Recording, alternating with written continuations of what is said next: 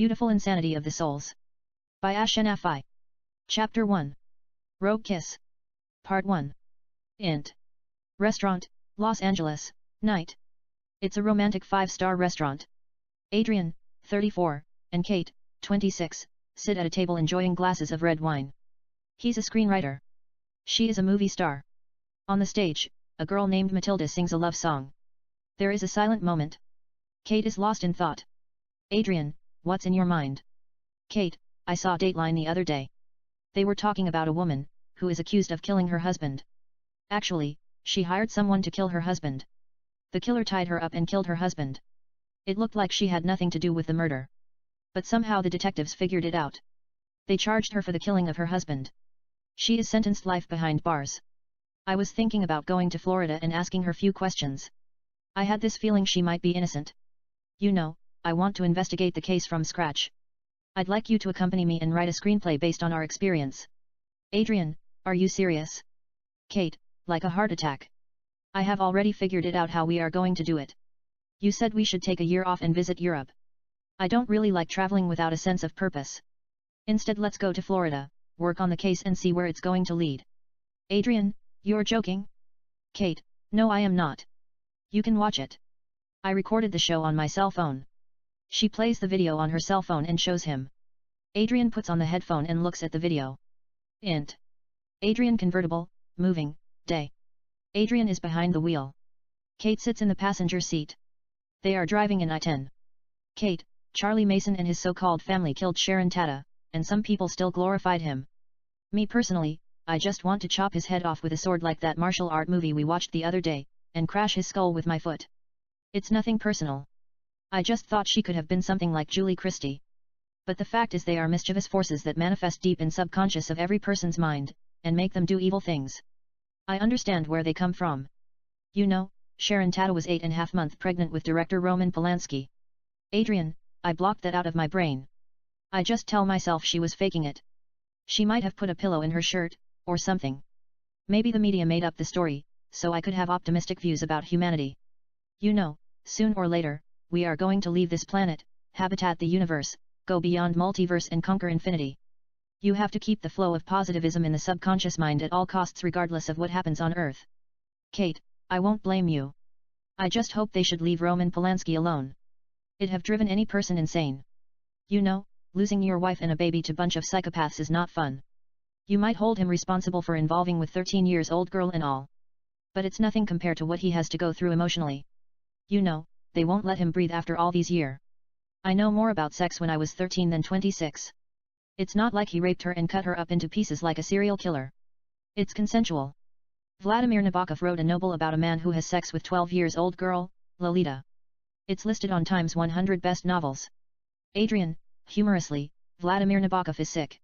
If he writes about a man who has sex with a goat, that doesn't mean it's okay to have sex with goats. Regardless, I don't want to take sides. I mean, I'm not judging anybody. People have the right to do whatever they want to do. Life is short. I don't really believe in right and wrong. Kate, let's give Roman Polanski the benefit of the doubt. He is one of the greatest directors ever. Adrian, is he still alive? Kate, yeah. He's 82. Evan and Noah were talking about kidnapping him and bringing him to the US. So they would make a documentary about it. They were just joking. But I told them to leave him alone. He made respectful movies like Tess, Bitter Moon, and Pianist after the accusation. I wrote a paper on him at USC Film School my freshman year. Adrian, I didn't know you went to college. Kate, I studied film for 2 years in between acting. But I had to drop out due to schedule conflict. I might go back and get some sort of film degree whenever I get a chance. There is a silent moment. Adrian focuses on the road.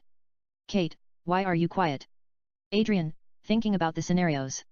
Suppose some douchebag that you don't know sleep with a 13-year-old girl. Would you feel the same? Kate, Charlie Chaplin was having an affair with Lita. She was 16. Later, he married her. I know there is 3 years different. But that doesn't mean anything. Your body knows sex the minute you turn 13. It's biology. I was telling Evan to make a movie based on Polanski. You know, instead of kidnapping him like a bunch of idiots, I asked them to write a fiction. She doesn't have to be 13. She could be 16. You know, in order to avoid controversy, which will be played by that little slut Chloe Grace Moretz. She seduces a director and uses him to be a star. Later, she fell in love with an actor. They fuck a couple of times. The director find out about it. She tells the director to leave her alone and continues to see the actor. Then in jealousy, the director kills the actor. It's a modern-day Hollywood Lolita. Adrian, I don't know about that.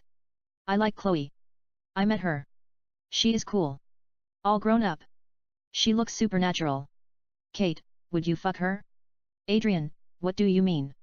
Kate, you never told me I look supernatural. Adrian, what are you talking about? You're erogenous. The sexiest woman alive. Kate, whatever. Adrian, why are you mad at me? Kate, Sean told me that you had a thing for her. Is it true? He smiles softly. Adrian, no, it's not true. He was just fucking with you. They're friends. He asked me to write a screenplay that fits her character. I saw a couple of movies that she did. I like kick-ass. I mean, I didn't really want to pour out all my energy. I just wrote her a screenplay titled Virus. It's about a female assassin named Veronica aka Virus, who is hired by a new secret government agency called Kill, set in near future to assassinate all the drug dealers, mobs, serial killers, foreign spies, corrupted government employees, FBI agents and CIA spies, who sell secret documents to enemies, as well as hardcore international criminals and cutthroat villains. They pay her to take all of them out. You know, to save all court dramas, bureaucracy and political malarkey whatever it's. She goes out and kills the bad guys like Ghost. Sometimes, you do not even see her. The bad guys are already dead. She is fast, and the most lethal killer in the solar system. Later, they turn the table around and send every hitman, government agencies, CIA, FBI, cops, SWAT, Navy SEALs, and foreign and domestic mercenaries after her. The agency Kill that she was working for gives her information to everyone, including drug dealers and mobs that she killed, to take her out, plus $100 million reward leading to her arrest, dead or alive, after she refuses to kill a highly skilled computer hacker named Seth aka Black Cat played by Aaron Johnson that she falls in love with. Instead, she chooses to protect Seth with all costs while running away from the bad guys around the world, and going after them with all kinds of ultra-modern guns in cat and mouse chase. Basically, Veronica kills a lot of bad guys in a non-stop and mind-blowing action never seen in the history of cinema. Kate, it's not bad.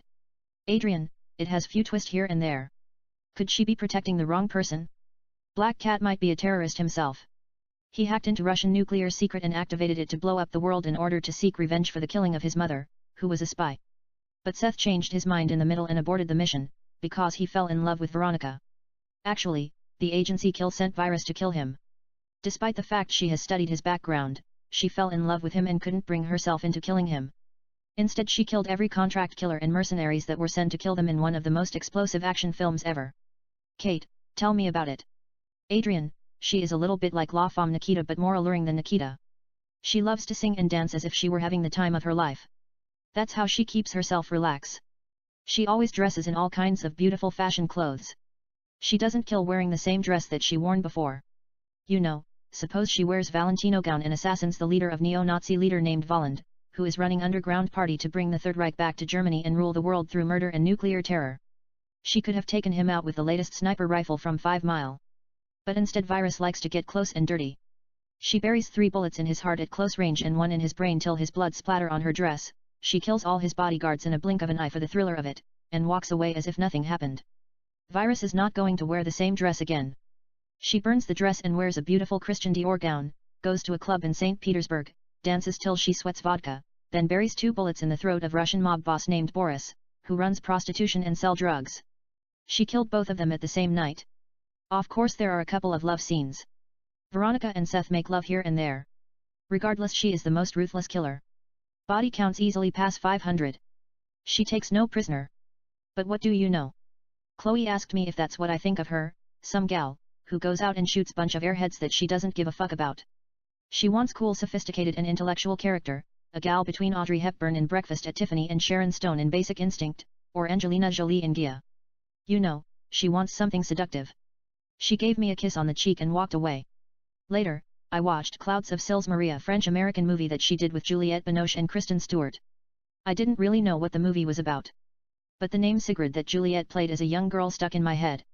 You know, I thought Juliette said cigarette and created a character named Cecily, aka Cigarette. I wrote the first draft and named it Cigarette. Kate, what's it about? Adrian pulls the car at the side of the road. Adrian, it's a story about an actress named Cecily, aka Cigarette. She is discovered by a man named Sebastian, a producer/manager, who saw her at a photo gallery. Seductive photos of Cecily smoking cigarette at age 16.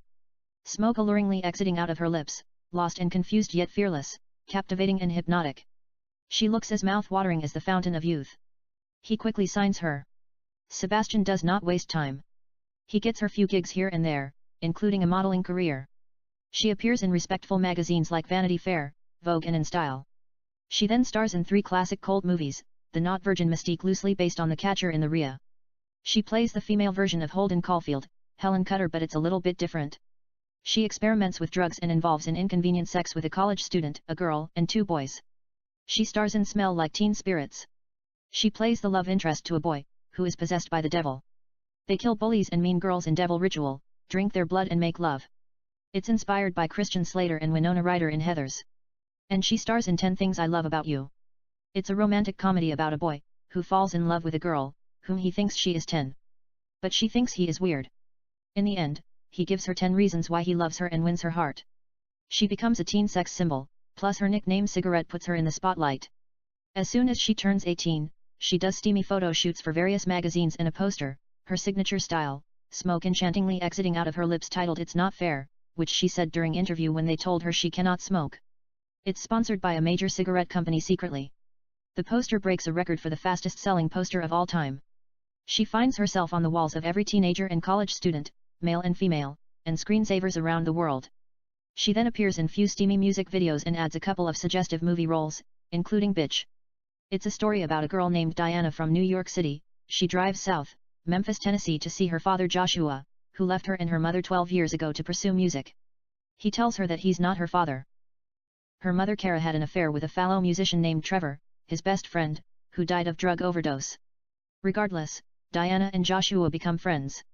He introduces her to new dirty blues that's dominantly performed by African Americans where they just lose their souls, sing erotic and a little bit vulgar and dance dirty and libidinous like Black Snake Moan, starring Christina Ricci and Samuel L. Jackson, except it's a little bit explicit. They do not hold anything. In the meantime, Diana involves in a passionate love affair with a young African American man named Derek, despite the fact she has a loving boyfriend in New York City. The title is taken from a dirty blues song sung by Taylor Swift. Bitch. Cigarette also stars in Nicotine. It's a story about a writer, who is obsessed with a promiscuous girl named Amy, whom everybody is addicted to. It is set in Los Angeles. Amy connects people, helps misfortune, and does various interesting things that make the audiences want to fall in love with her. In the meantime, she ends up falling in love with a young author, who is writing a book based on her life. The movie is inspired by Amelia starring Audrey Tautou. Cigarette quickly becomes a major movie star, It Girl. Sebastian then turns on the heat. He got her an erotic role in Wild at Heart characterized by sadism and masochism. Then followed by sensual and erotic photo book of Cecily and 30 minutes video titled Cigarette featuring sadomasochism, voyeurism, BDSM, role-playing, bizarre erotic fantasies and softcore pornography blended with cigarette smoking, shotgun and French kiss, in the reminiscence of Madonna's Justify My Love but it's more explicit. Sebastian is the mastermind behind her career. He is scripting it. She becomes the most sought actress in Hollywood. The paparazzi refuse to let her breathe, following her everywhere she goes, and taking her pictures as if she were a star in the skies. Cigarette has no privacy whatsoever. It kinds of gets on her nerves. But that doesn't really bother her as much as Sebastian. Cigarette thinks he is the love of her life. She is madly in love with him. In the other hand, Sebastian doesn't return her love. He just wants to use her like he uses every beautiful girl in Hollywood. Sebastian prides himself turning actresses into superstars and legends. He has an extraordinary vision to look through the feminine soul like both God and the devil. He sleeps with them whenever he feels like it, but avoids any emotional romance. Cigarette is his muse. She is one of his greatest creations. They have sex here and there but it's only pleasure. In the meantime, Cigarette wants to be loved above everything. She has dated actors, rock stars, athletes, and male models, has a lot of boyfriends, but none of them are mature for her. She changes them like her dresses. Cigarette just wants to impress Sebastian. She puts all kinds of makeups and dresses in expensive fashion clothes that reveals her breasts and private part like that sparkly naked dress that Rihanna worn for CFDA Fashion Award. Cigarette wears them without underwear or anything at all. And when she feels like it, she just puts on fishnet or loose swimsuit as if she were in a beach in French Riviera. Or she wears see-through Victoria's Secret underwear and a dressing shirt without a bra. She likes to leave them unbuttoned, exposing her breasts like a porn star. That is just for a regular coffee meetings, without counting what she wears for awards and major events. She flatters with Sebastian and seduces him into sex. She can't win his heart. He makes love to her here and there but never calls her unless it is business. Cigarette turns to drugs, alcohol, promiscuous sex and all kinds of vices, arrested a couple of times for DUI and drug-related charges.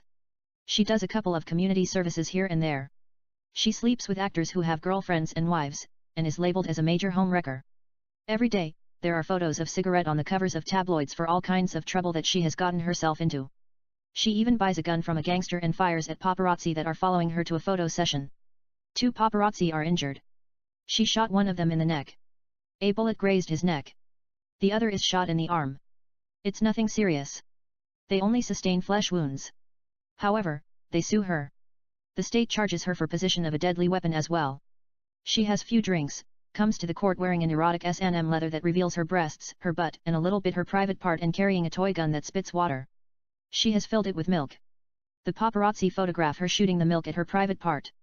The judge tells her not to come to his court dressed like a prostitute and postpones the date. Cigarette becomes the talk of the entertainment news around the world. Later, Sebastian pays the 2 paparazzi secretly. They say the wounds were self-inflicted. The charge is dropped. The state also dropped the case due to the lack of evidence. Her lawyer said the gun was used for a photo shoot. It is licensed. Everybody knows that's a lie, but life goes on. Cigarette collects herself and does a couple of films, including What Boys Want. It's based on What Women Want, starring Mel Gibson and Helen Hunt. She plays a girl named Mia who hears what boys are thinking. Unfortunately, all boys think about sex, except John.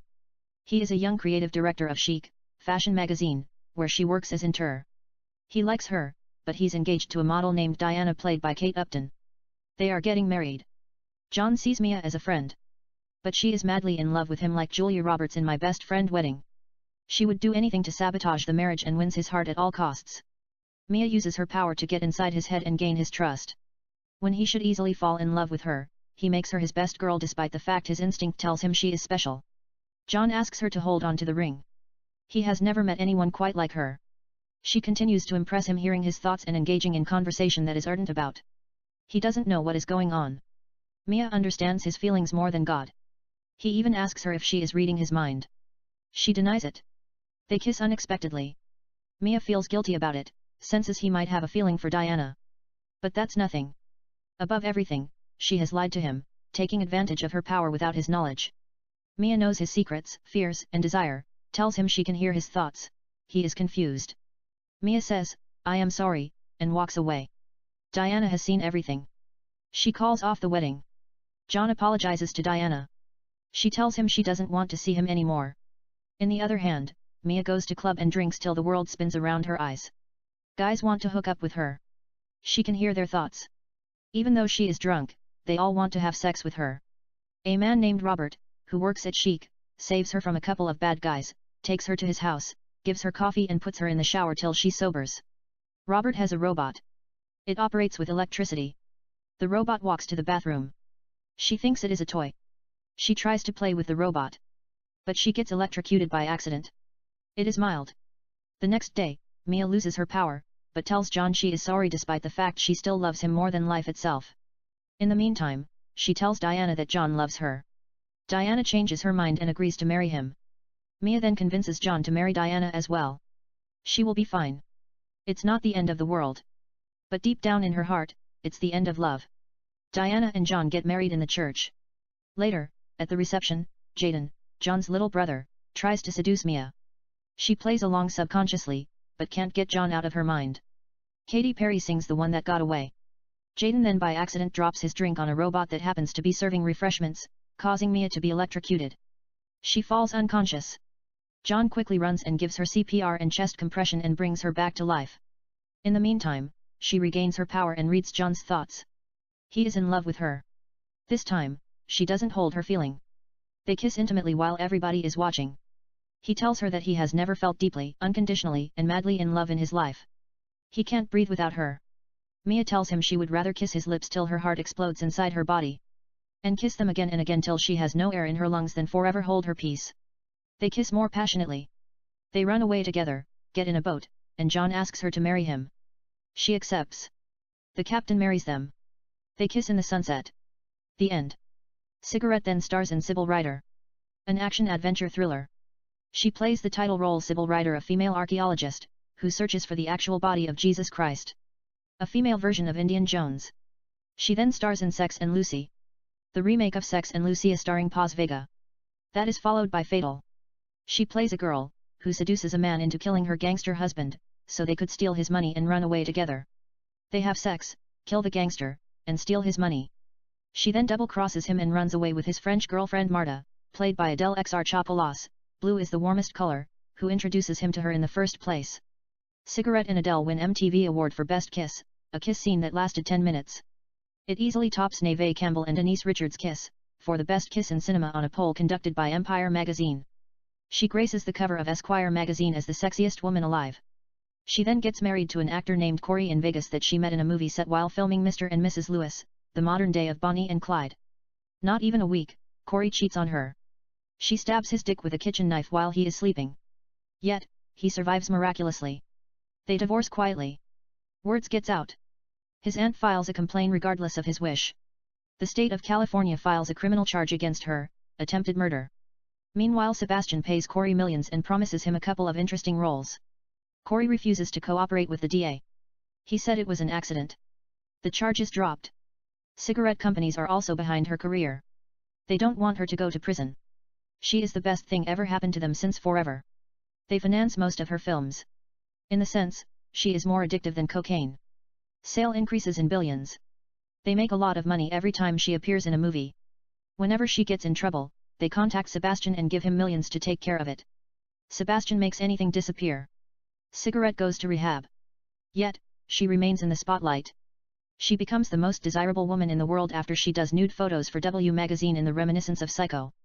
Cigarette looks tantalizing, exposing her breasts and private part as usual. Yet, she adds a kitchen knife to her crime. That's followed by a couple of erotic books and videos, including Cigarette Volume 2 and 3, as she gets back to her best self. She appears in a steamy and instant classic music video with Zayn Malik that blows away Chris Isaak and Helena Christensen. Wicked Game. People can't get enough of her. She does a couple of films. She gets nominated for Golden Globe for Tender is the Night, loosely based on Zelda Fitzgerald fictional biography. Sebastian is the main coordinator behind her comeback. She still loves him. But she can't stand him. It hurts her to see his eyes, which gives her to push the envelope. She tests the limits of what is possible, appearing in challenging roles that exploits female sexuality and push erotic boundaries, including Pink. It's a story about a young man, David, who falls in love with a young woman with pink hair named Sarah, played by Cigarette. Sarah is an artist. David is an aspiring cinematographer. Yet, he sells marijuana to meet ends. One day, David sees Sarah walking on the street of New York and falls in love with her at sight. Later, David runs into Sarah at a museum. He asks her out. She agrees reluctantly. They watch movie, talk about things that visions and nightmares are made of, smoke weed. He records her as she puffs weed in close-up. And they have sex in swimming pool while recording the act underwater, then involve in a passionate sexual relationship, making love all kinds of weird places they could think of it, including in department stores, at an open parking lot and on top of a skyscraper. They usually records it, having sex. Later, David finds Sarah with another boy and a girl. They are having threesome. Sarah tells David that she loves him more than life itself. But she doesn't really believe in monogamy. She loves sex and convinces him to record her engaging in sexual activities. David says he doesn't care. He just wants to see Sarah happy. They embark in sexual adventure with various girls and boys while recording the performance. She doesn't discriminate. She sleeps with boys and girls. But he only sleeps with girls. He might has threesome. But that is it. He loves her too much to do anything unusual. Sarah loves him too. She does his painting. They make love for a record-breaking time, 24 hours without sleeping. It's in video. Sarah and David get in World Guinness records. In the end, they stop having sex with others and choose to be together forever. It's a beautiful independent movie. Cigarette wins all kinds of Independent Spirit Awards. Sebastian also encourages her to take a voice lesson. She records her first album followed by salacious music videos of her own.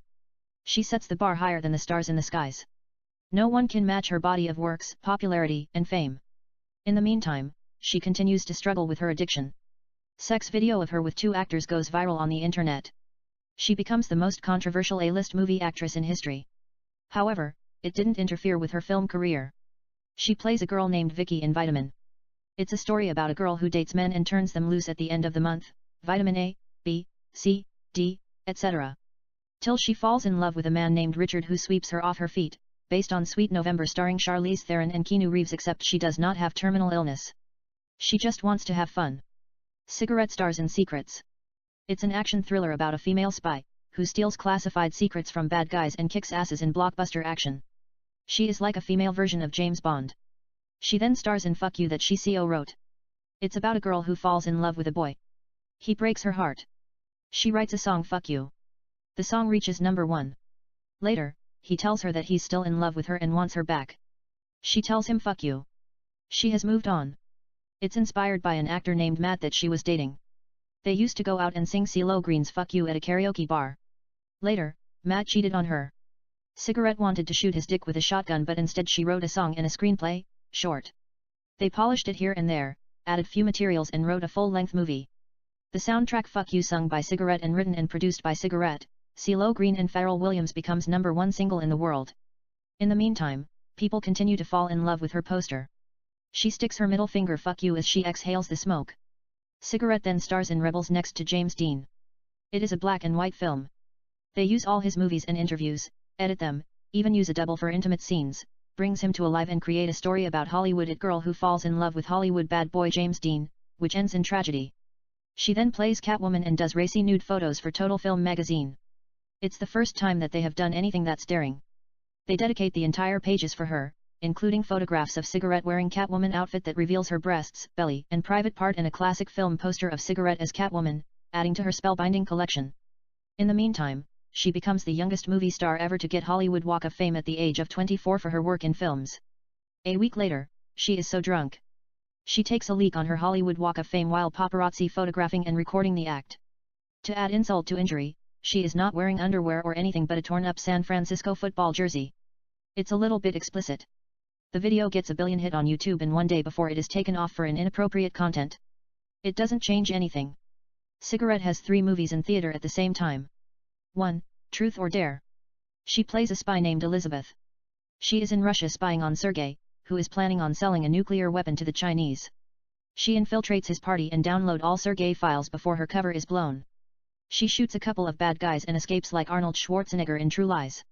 Elizabeth, who has been telling her boyfriend that she's a computer consultant for ICSE, International Computer Software Enterprise, and her jobs requires her to travel around the world, returns to her boyfriend Nicholas and continue to lie to him about her true identity. In the meantime, Elizabeth finds out that Nicholas, who is an architect, is involved with a girl named Lexi. She feels betrayed. They are not having an affair, but it seems it's leading toward that. Elizabeth follows them secretly and discovers Lexi works for a billionaire named Victor. But who is Victor? What is he up to? Elizabeth checks his background and figures out that he's a terrorist. He has just smuggled a nuclear weapon to USA from Russia. It's Sergei who sold the weapon to him. Victor is planning to bring apocalypse to USA, and end its regime in order to avenge his brother Tim, who is killed by CIA in Germany while trying to sell a deadly chemical weapon to neo-Nazi party. Meanwhile, Elizabeth finds out that Nicholas is a spy as well. He works for a new USA spy organization called SEU, Special Espionage Unit, that reports to the Pentagon in the United States Department of Defense. He tells her there is nothing between Lexi and him, and has been working on the case for a while. He was just using Lexi to spy on Victor. Elizabeth and Nicholas have been telling lies to each other, but now they must team up, and stop Victor and the bad guys that jeopardize the structural integrity of USA, an action-packed thriller. It is supposed to be a sequel to True Lies. But the producers changed few things here and there, and gave Cigarette the lead role. She has 2 more films in theaters, including Julia. She plays the title role, a professional tennis star. The movie begins with Julia versus Betty at the US Open. She suffers an ankle injury and forces to retire from the game. Julia is crying in the court. Her boyfriend, James, jumps into the court, approaches Julia and tells her everything is going to be all right. He carries her toward the dressing room. They kiss intimately, while he is carrying her. It's romantic. Photographers capture the moment. Later after the movie, they'd use it as a poster. In the film, her doctor tells her that she needs a surgery. She goes to the procedure. They fix her ankle. Julia gets the best form of her life and wins a couple of tournaments. Part 2. However, Julia is pretty much behind compared to some of the best: Maria Sharapova, Petra Kvitova, Victoria Azarenka hitting those sick forehand down the baseline like missiles, and Serena Williams serving 125 miles per hour, running like a teenager, destroying everybody as if she were playing with little girls, amazing overrule performance and continuing to get better like wine. It seems Julia has no chance winning a major title. Her coach introduces her to a man named Vincent, the maestro, who has helped a couple of athletes to reach comparative level. But his method is quite unorthodox. He uses blood doping, growth hormone, cortisone, EPO, steroids and other performance-enhancing drugs. It's pretty much illegal. Under Vincent program and after she trained hard, Julia wins Australia, French, Wimbledon and the US Open. Questions begin to surface if she is doping or not. Julia denies it. She is not into that. It's a lie. Julia continues to perform at the highest level, beating the best in tennis. Then a sport journalist named Diana, who has been doing investigation, exposes her. One of Vincent's staff member Roger confesses that he was instructed to pick up and dispose doping products. But Julia says it's not true. She has never used any performance-enhancing products or doping in her life. She sticks to her words. James, who doesn't know she is using performance-enhancing drugs, continues to support her. Later, Julia confesses to James she is doping. She tells him she must come clean. He advises her to wait. If she admits now, they will ban her for life. Let them find it out on their term. James adds she may stop using performance-enhancing drugs. It is up to her. He will always love her. They kiss intimately and make love. Later, tennis doping investigating committee tell her that they know that she has been using performance-enhancing drugs. They have the test result, and have enough evidence to end her career and might go to prison for long time. Yet, they just want names. It's a criminal charge now. They promise her that she will only be placed in probation. They already know who they are, show her the list. Vincent's name is in the list, names of CEO who run important athletic products companies, steroids, vitamins and protein supplies, are listed. She knows them dearly. Her coach's name appears on the list. Even her brother's name is listed. Yet she refuses to testify against none of them, changed her mind at the last minute. She says if performance can be manipulated by drugs that build mass and strength of muscles, increase delivery of oxygen to exercising tissues and mask pain, maybe we should reconsider them. The question is, are we cheating the sport? Or are we lying to ourselves? Some of the drugs have side effect, mood swings, depression, infertility and others. But that's not the reason they are here. Neither she has used the drugs, performed at the highest level and beat the best in the world, nor did she cheat the sport. They are here to make a fool out of themselves. They want her to point finger like a little girl. It's only a game. It's evolving every day. She will not apologize for getting up in the morning, running miles, practicing as if her heart were on the edge of chaos, and pushing her body to the limit. She gave her best. Maybe the drugs has something to do with it. But it's her who goes out day in and day out and battle the best in tennis. She played with passion, intensity and finesse, hustled as if she owed the devil her soul, and never give up an inch. Is it for the love of the game? Sometimes, she can't even feel her heartbeat. She played as if every game was her last. She gave everything that she had. If she has to do it again, she will do it. They ban her for life, and take away her titles. James stands by her. Later, Julia begins to give private lesson to kids while she is still at peak of her game. She tells us that her father used to tell her, "Don't you ever quit." She never understood what he meant. She may or may never understand it, but now she has something in her mind. With the help of James, she stars a new sport governing body called X Sport. There is one rule, no banning. People can take whatever they want and push their bodies and the sport over the limit. Julia versus a very talented girl named Natalie play at X Tennis Final in Miami. It's fast. Julia wins the match and lifts the trophy. The third movie that she has in theater is The Beautiful Heart of the Devil. She plays a girl named Amanda whom Lucifer is attracted to. Amanda is a journalist. She works for CNN as a reporter. One day, Lucifer sees her walking in the street of New York City and falls in love with her at sight. Later, he seduces her and asks her out. She accepts reluctantly. They come to a fancy restaurant. Yet there is no peace, when the devil is around. Despite the fact he is not using his power, people around Lucifer get angry, paranoid and uneasy. They argue, become jealous, sexually arousal, etc. All deadly sins are manifested to the fullest. Regardless, Amanda acts normal. She is immune to his supernatural power for some unknown reason. However, Amanda is attracted to him, because he is handsome. Meanwhile, she doesn't understand why people act in ill manner. Some of the girls are nervous. Some of the girls are turned on sexually. Amanda asks him what is going on. Lucifer tells her he doesn't know. They have dinner, watch opera, and take a walk in a bridge conversing about good and evil. They kiss and make love at his palace. The next day, crime around the world decreases by 50%. There is no major crime in the news. There are theft and misdemeanors but nothing serious. Amanda comes to work and finds out there is not much to cover. Her boss sends her home early. Amanda finds Lucifer at her house cooking, doesn't know how Lucifer got in her apartment and couldn't care less. Lucifer has made all kinds of delicious foods. They kiss and make love. Later, they sit and have dinner. Amanda asks him about the existence of God. He tells her where there is good, there is God. She asks him what about the devil.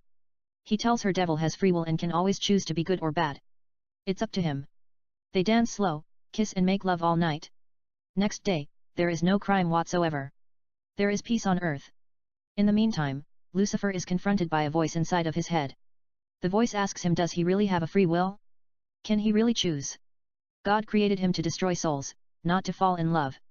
He is destined for evil. Good is not in his nature. Lucifer ignores him and meets Amanda at her work. There is no news. Her boss sends her home early again. They come to a seductive jazz bar. There is still a little bit confusion. Girls see him with sexual desire. He ignores them. Amanda and Lucifer dance slow, kiss and make love. There is peace around the world. No one dies in the news. No one got hurts. It's heaven on earth. Lucifer then confronted by his voice again. He tells him God will come between them. It's not because he is the devil or he is everything that God despises. But God doesn't want to see any soul to burn in hell for eternity. He will send one of his angels to take her away from him. Lucifer tells him to leave him alone. He is in love with her. He will not allow nothing to come between them. He will rise hell and earth and kill every living soul to show God who is the boss. The voice in his head laughs at him.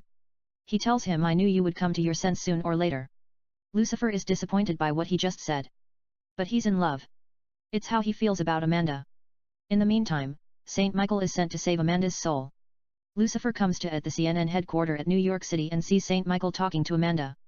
She introduces Lucifer to Saint Michael as her new producer. As Amanda walks away, Saint Michael and Lucifer have few words. Saint Michael tells him that he's just doing his job. God needs her.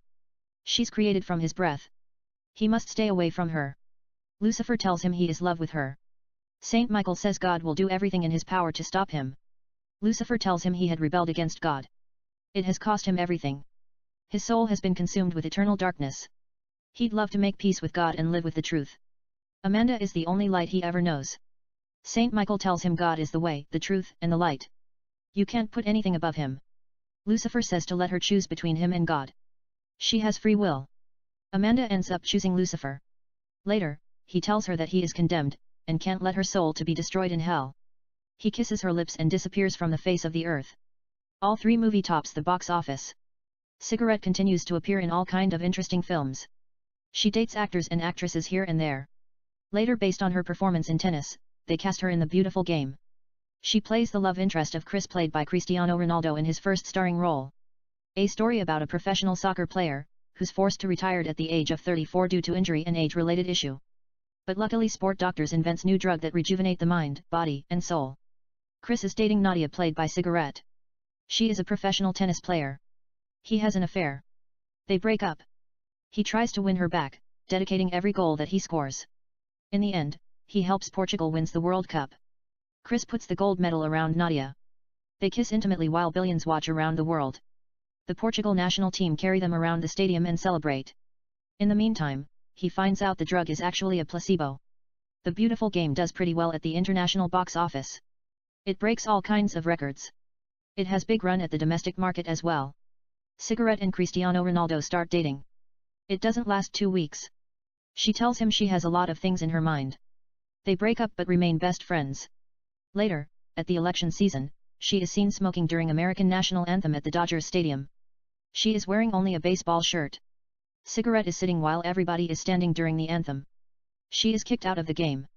They fine the starlet $40,000, and bans her for the stadium till further notice. Cigarette then paints her lips with the color of American flag and does a poster that says "Don't vote." Extreme close-up, smoke exiting out of her lips. She's not against voting or anything. She just did it to be different. Maybe to get a kick out of it.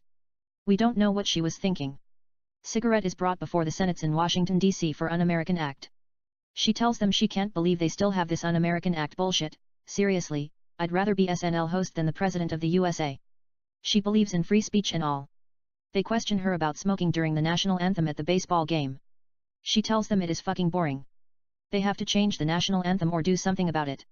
They just love her and vote in her favor. The president invites Cigarette to the White House to have few words with her. He tells her voting is the cornerstone of democracy. It's what being an American all is about. She tells him she doesn't really give a fuck. No offense to him, but they all just sit in the office and do nothing. The president just smiles sarcastically, and says that's not true. They are the most powerful people in the world as a joke. She says whatever. They talk about politics here and there. He then advises her she shouldn't smoke during American national anthem. It was written over 200 years ago.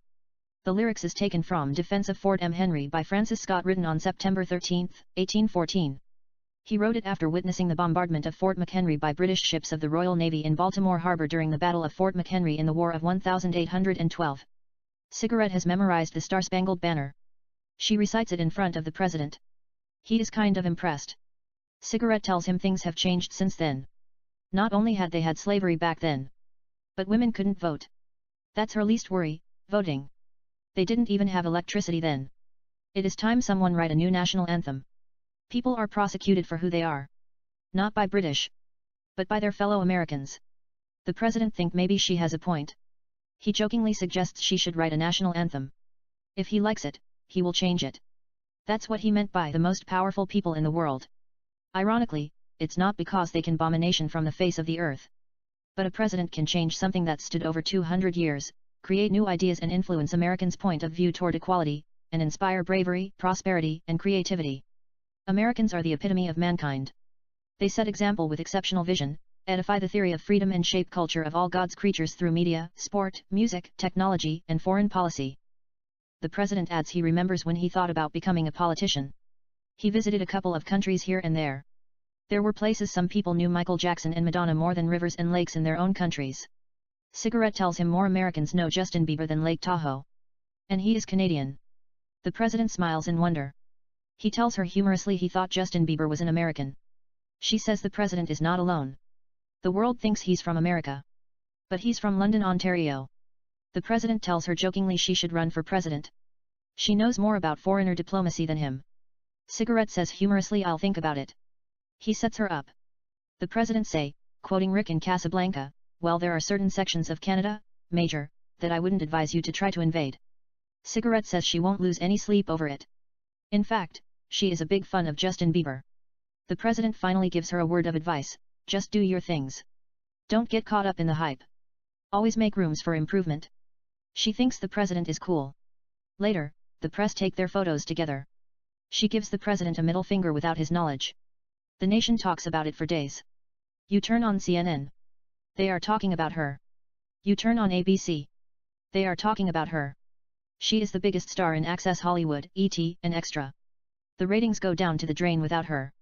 Despite the fact her demons that are taken a hold of her soul, they all admit that they have never seen anything quite like her.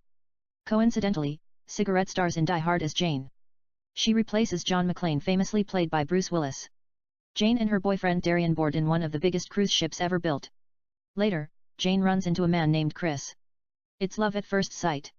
But there is nothing Jane can do. She is with Darian. Jane and Chris have a chat. They almost kiss. But Darian comes out of nowhere and interrupted them. Jane introduces Chris to Darian. They greet. Chris excuses himself and walks away. Later that night, Darian asks her to marry him. Janet accepts reluctantly.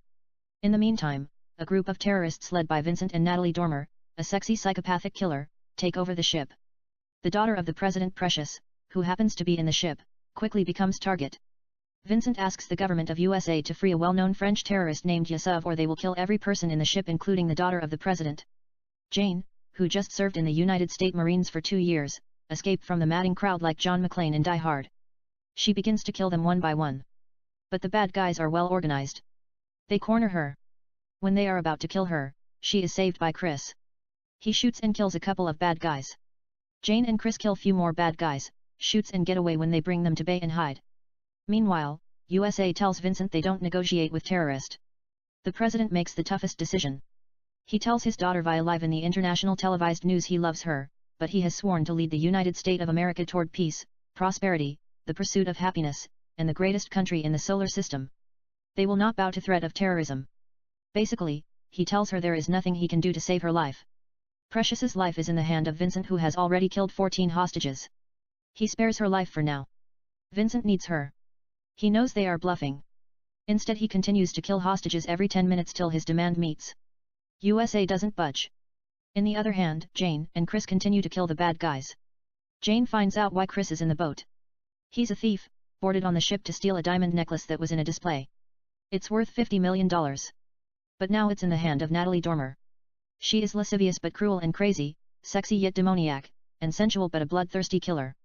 If you look at her, she will just shoot you between your eyes. She doesn't give a fuck about humans' life or anything.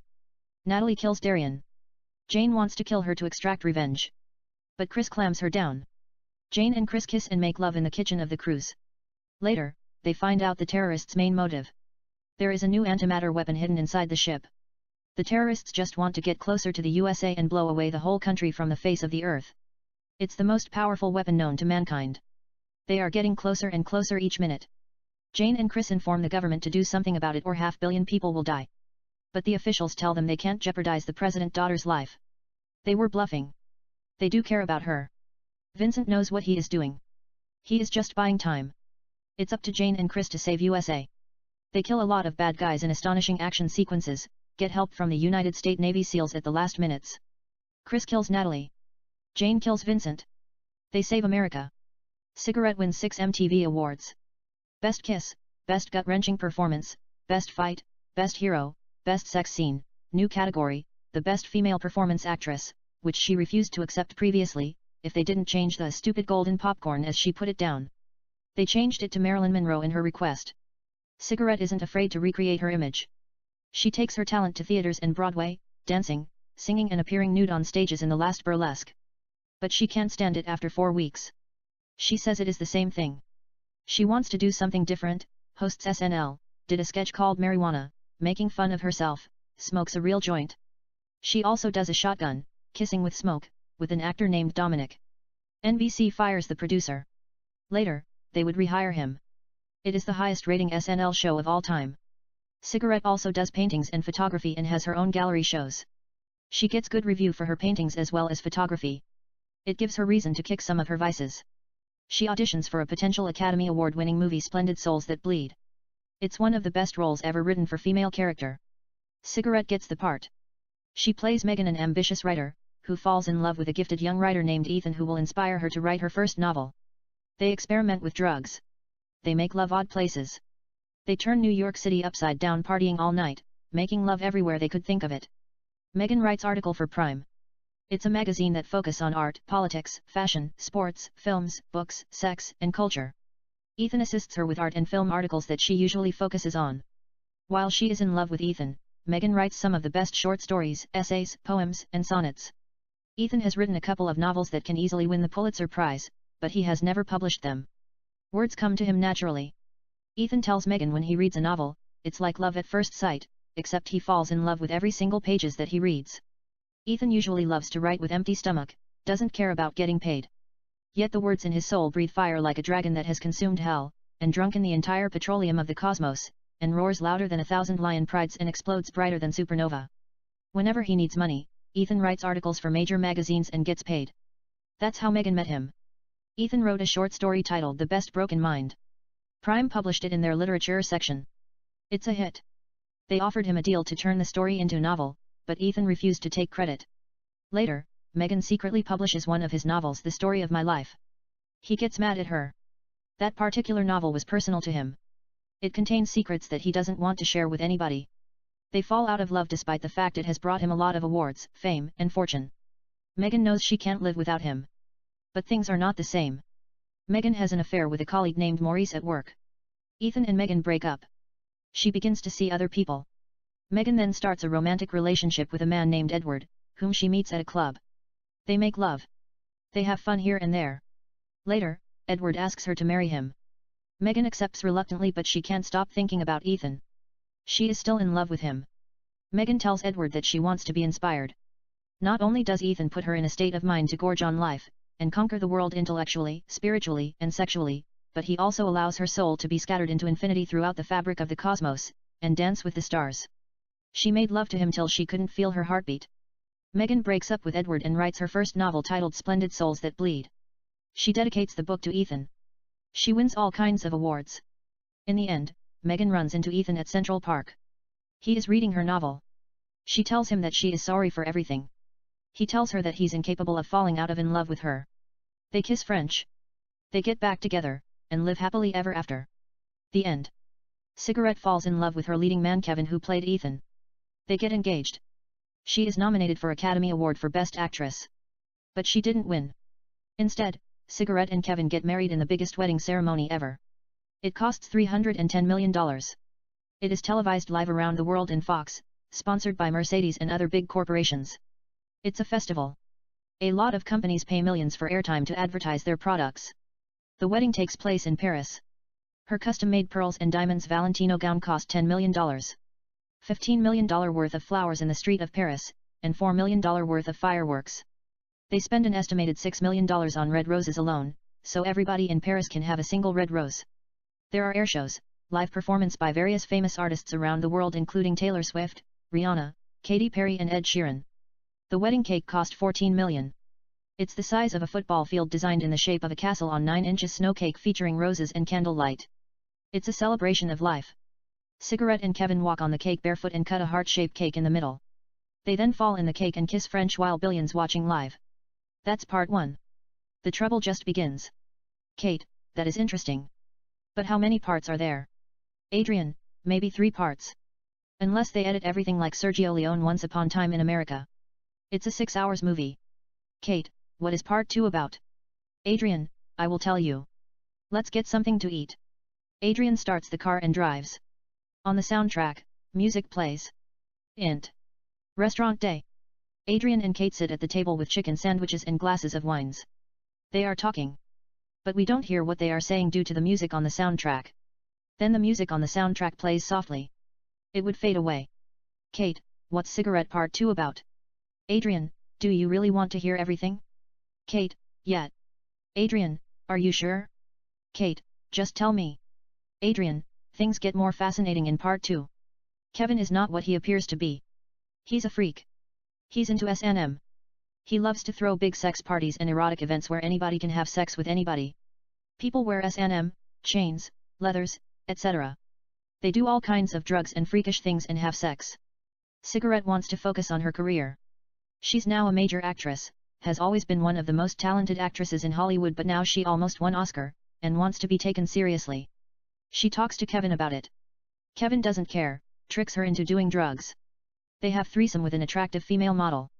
Cigarette can't help it. The temptation is overwhelming. Kevin puts drug in her drink and watches 3 guys having sex with her at one of his sex parties. Cigarette is aware of it, but she does not mind. The drug just heightens her sexual craving. She is young, goes with the flow and enjoys the sex like Madonna. In the meantime, Cigarette continues to do serious films, including Love Letters to Scarlett. She plays a girl named Scarlett, who is obsessed with Franz Kafka, the famous novelist, who died of tuberculosis at the age of 40 almost 100 years ago. Mysteriously, time falls apart. She meets him. They make love. Things return to normal. She then starts getting love letters from Franz Kafka dated 1916. She wins a Golden Globe. She then stars in Speed 3. About a young FBI hacker, who has to use her hacking skill, to stop bombs that are planted in computer program throughout Los Angeles by a genius madman named Vincent, who wants to see the city burns down to the ground if they don't pay him $5 billion. At the same time, she has to drive 200 miles per hour to get to one place to another, in Fast and Furious style. She also shoots and kills mercenaries that are hired by Vincent to stop her. The movie debuts #1 at the box office. She then stars in Time.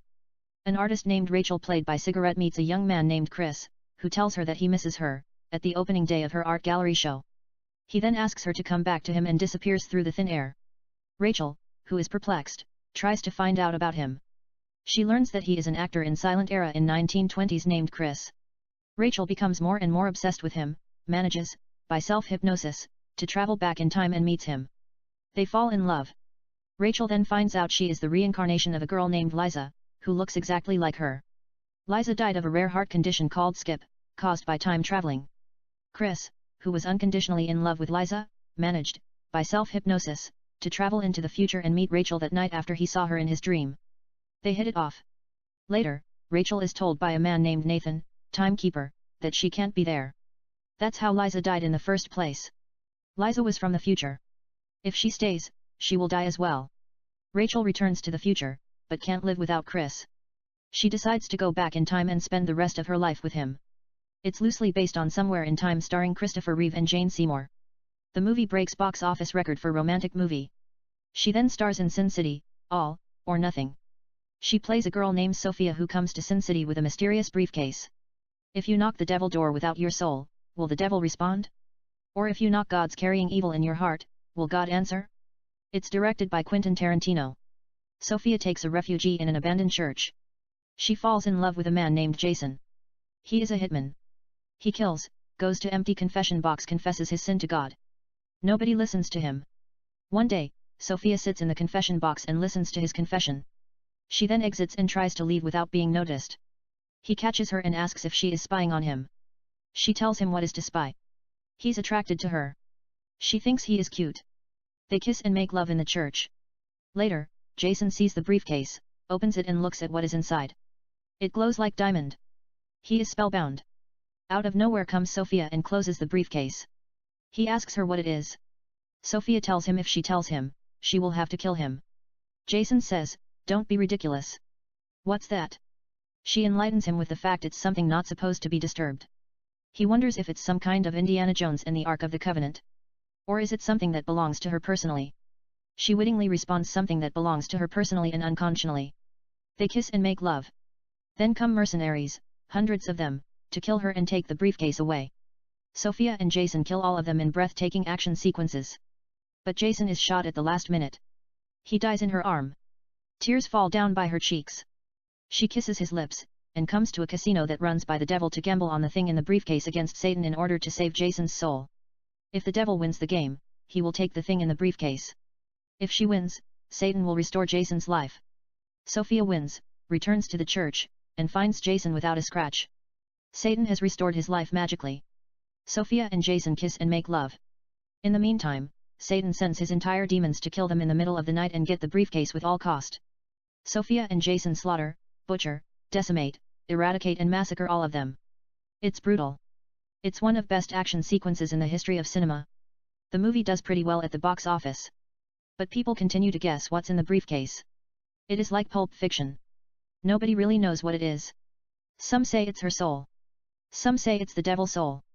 Some say it's the cosmic force that started everything. Some say it could be God's soul. It shines like diamond in the sun. Some say it might be the soul of Jason. She had already seen the future, and knew he was going to die in her arm, had his soul in the briefcase ahead of time. It's some kind of quantum freak. Regardless, she adds a classic poster to her collection, smoking cigarette and carrying a gun like Uma Thurman in Pulp Fiction. Yet, that's her least concern. She is a major movie star. She stars in Instant. It's directed by QT. She played an actress named Rose, who finds herself in trouble after she is arrested with kilos of cocaine in her car that she took from her current gangster boyfriend named Felix. She took the drug in order to draw her ex-boyfriend's, Louis, attention. They are separated. She is still in love with him. Felix works for a notorious gangster named Tony, who wants Rose dead due to the incident. He tells Felix to get rid of her. Or he's going to be history. In the other hand, Louis is always caught up in a method acting, sleeps with actresses that he works with. It is the main reason Louis and Rose broke up. Later, Felix tries to kill her with a syringe, poison. But Rose ends up killing him by accident when she opens the bathroom door. The syringe is jabbed in his neck. He dies at the spot. She calls Louis and tells him about it. Louis comes to her house in Malibu, cuts the body into pieces and puts corpse in 4 separate trash bags. They get in his boat and dump the body in the Pacific Ocean. Louis and Rose make love in the boat and get back together. Meanwhile, they find out Tony wants her dead. Louis would do anything to protect her. He hides her at a motel. Tony sends 2 hitmen, James and Vincent, to kill them. Louis and Rose elude the bad guys here and there. They also manage to shoot films in between and involve with various interesting characters as the bad guys continue to pursue them. In the end, Rose and Louis, who constantly keeps finding himself in method acting, kill the bad guys and take a vacation in Tahiti. They kiss French in the beach while the wave crashing on their bodies. It's seductive tale of love. Cigarette then stars in My Girlfriend is a Gangster aka Blue Dragon. It's directed by Quentin Tarantino, third movie that she did with him in 8 months. It's loosely based on 2001 South Korean film My Wife is a Gangster. Part 3. Angelina, played by Cigarette, hasn't seen her father Peter for 16 years. He abandoned her when she was a little girl. While growing up in San Francisco, she became a gangster, the leader of Blue Dragons. Peter, who discovers that he is dying of cancer, asks his best friend, Eddie, to find his daughter. Eddie gets a hold of Angelina and tells her that her father is dying of cancer. Angelina comes to see him. The dying Peter wishes that he would like to see his daughter marry someone. He wants to walk her down the aisle. She says whatever, and walks away. Later, Angelina bumps into a young doctor named Lucas, and knocks his file, medical chart and x-rays. She helps him collect the file. It is love at first sight. She says she is sorry. He tells her it's cool. It happens when the least expected. He just wants to tell her she is one of the most beautiful girls he has ever seen in his life. He is attracted to her. They both go to their separate ways. Angelina goes on a blind date with a businessman in order to please her father. But the date is a disaster. She goes to another date. It doesn't work out like she imagined it. In the meantime, the 6 crime bosses, Don Luciano, New York, William the leader of Black Panthers, Chicago, Carlos the leader of Wild Bloods, Los Angeles, Chong, the leader of Sharks, Oakland, and Angelica, Blue Dragons, San Francisco, meet and talk about the circulation of an highly addictive drug called Red. It is monopolized by Angelina. They ask her to give them her connection. She refuses to tell them. She says, not personal. It's business. Later, Angelina comes to visit her father. They talk about the past, when she was just a little girl. And why he has to leave her. He shot a man in the dick, who tried to rape her mother, and ran away to escape prosecution. But the truth is he caught her mother having sex with another man, and just walked away from their lives. Regardless, Angelina forgives him. She tells him she will always love him no matter what, kisses him on the forehead and walks away. While leaving the hospital, she accidentally hits Lucas with her car at the parking garage. He falls unconscious. She takes him to her house and nurses him. The next day, Lucas wakes up on her bed. Angelina apologizes to him. Lucas tells her not to sweat it and asks her if she wants to go out with him. She reluctantly agrees. They come to a romantic restaurant. Lucas asks her what she does. Angelina tells him she imports and exports goods. One thing leads to another. They kiss and make love. Later, Angelina visits her father. Lucas, who has overheard her father's wish, asks her to marry him. Angelina tells him that's not a good idea, you don't know me. Lucas says it's a fake wedding to make her father happy. They get married. Her father walks her down the aisle. The next day, he dies in his sleep. They burn his body and scatter his ashes on San Francisco Bay. Later, Angelina and Lucas go out at a restaurant. She is approached by a man named Jimmy from a rival gang. He's the member of Sharks. He drinks Lucas's drink without asking him, just to start trouble. Angelina asks him to leave them alone. But Jimmy chooses to be a pain in the ass. He takes a piss next to their table. In a flash, Angelina grabs her fork and stabs him in the eye. Next, there is a meeting between dragons and sharks. A fight is arranged between Angelina and Jimmy to settle the score. After a bloody fight, she puts her blade on his throat, but refuses to kill him. Yet Chong shoots Jimmy between his eyes and tells Angelina only the gods show mercy. Mortals can't offer it. She is a dragon. It's the devil's pet. In the meantime, Lucas finds out that Angelina is a gangster after he checks her tattoo in the internet. Lucas asks her to give up the life. Angelina tells him she can't and walks out of his life. Angelina then discovers that she is pregnant and tells Father Gabriel what to do. He is her mentor. She goes to him when she needs help. Father Gabriel tells her that her baby deserves a father. Later, an assassin sent by Carlos, Wild Bloods, kills Romeo, Blue Dragons. He was her best friend. Angelina mistakenly believes it is the Sharks, who killed Romeo, and vows to take revenge. Upon arriving at the Sharks' warehouse, Angelina and Blue Dragons find themselves heavily outnumbered. Regardless, 5-month pregnant Angelina and Blue Dragons dispatch the Sharks. Especially, Angelina, who is mad, shredded them into pieces like Kiddo Beatrix, the bride, in Kill Bill Volume 1. She kills but suffered a stab wound in the stomach. She is taken to the hospital. Lucas saves her life. He also managed to save the baby's life as well. Angelina recovers from the wound. 4 months later, she gives birth to a baby girl, Jenny. Angelina finds out it was Wild Blood, who killed Romeo to get information about Red Dragon assassin squads, acting on Angelina's orders, murder the remaining 5 crime bosses. Don Luciano, New York, William, the leader of Black Panthers, Chicago, Carlos, the leader of Wild Bloods, Los Angeles, as Angelina and Lucas make love while watching the Godfather trilogy in the big screen at their new mansion in the beach. Cigarette wins all the category that she is nominated at the MTV Award, including the Best Actress and Best Love Scene. She also accepts her third Trailblazer Award. They have never given more than one. She is the only person to win 3. They just love her. She then stars in the Cyber. She plays a hacker named Nicole, who hacks into CIA database, and finds out Jack, director of national intelligence, is selling secrets to the government of China. She downloads the evidence and shows it to her best friend Judy, who works in the NSA, National Security Agency. Judy then shows to her boss Dalton, the head of NSA, without the knowledge that he is part of the corruption as well. Jack and Dalton have a meeting. Dalton tells him they have to eliminate all of them. They kill Judy in a car bomb.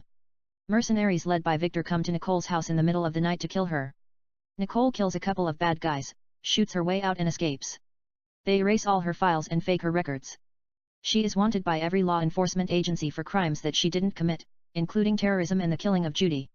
Yet Nicole, using her hacking skill, restores some of her records back and gets by here and there as she continues to run away from the bad guys, and bloodthirsty assassin named Peter. She can't trust anybody. The only person that she can trust is her ex-boyfriend Eric. He is the son of the vice president. Eric is a lawyer. She secretly meets Eric and tells him that CIA is selling secret to the Chinese. Eric asks Nicole what she wants him to do about it. Nicole tells him she wants him to set up a meeting between her and his father. Nicole meets Eric's father George and shows him the evidence.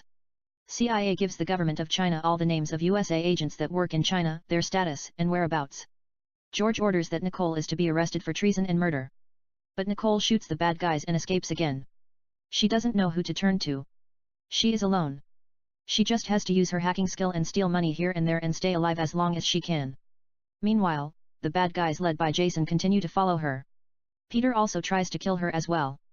But Nicole turns the table around and begins to hunt them down one by one. She kills Peter, takes out a couple of bad guys, then comes to at the CIA headquarters unseen, and threaten to kill Jack, director of national intelligence. He tells her it's not what it looks like. She's got it wrong. CIA is not really selling secrets. They have spies, double agents, who work inside China intelligence program. They don't want their cover to be exposed. They are providing them with China's nuclear secret. CIA gives the Chinese government few secrets that don't mean anything, including files, secrets and names of USA spies that they don't care about if they live or die. They have to sacrifice a couple of spies in order to thwart China from the real thing. She asks him they are the United States of America spies. They work for her CIA. He can't do that. Jack tells her you have to break few eggs to make omelette. Someone has to prevent Third World War from happening. It might as well be him. She wants to shoot him between his eyes but she thinks it's not worth it. In the meantime, they come to kill her. Nicole shoots a couple of bad guys and escapes. She hacks into CIA database, downloads incriminating evidence and sends it to the press. The media expose them. A lot of people get arrested, including Jack. Nicole leaves the country and comes to Barcelona. The film ends as she sails in the Mediterranean Sea. It is #1 movie at the box office. The critics love the film and give it 4 stars. They praise Cigarette performance as well. They say she is natural and has the ability to transform herself into various characters as she pleases. Cigarette then stars in Catwoman 2 and 3. They both are released at the same day. They have different plots like 2 separate films. They debut #1 and 2 and break a lot of box office records around the world. Cigarette does photo shoot and poster to scratch our lonely hearts. One poster, Cigarette sits on the far end of a bed nude smoking and pretending to be drinking whiskey from the bottle, her back is resting against the bed frame, and her legs are opened alluringly. A cute kitten climbs on her vagina. It's innocent but extremely seductive. She is actually allergic to cat. They brought her a sweet little hypoallergenic cat. She falls madly in love with the kitten and keeps it. Yet the main reason that she does the photo shoot is to advertise Catwoman and Chivas Regal whiskey. It might as well draw a little bit attention to herself as if she needs it at all. Cigarette is phenomenon. She actually comes up with the idea. In the meantime, to avoid technical controversy, Catwoman franchise says they're not behind the photo shoot or the posters, even though they arranged it secretly. They will not take illegal action. The letters are written separately. Cat Space Woman supposed to Catwoman without space. She wins a couple of MTV awards. Later, she stars in X-Men and X-Ladies vs. Aliens. She plays Rachel aka Photon.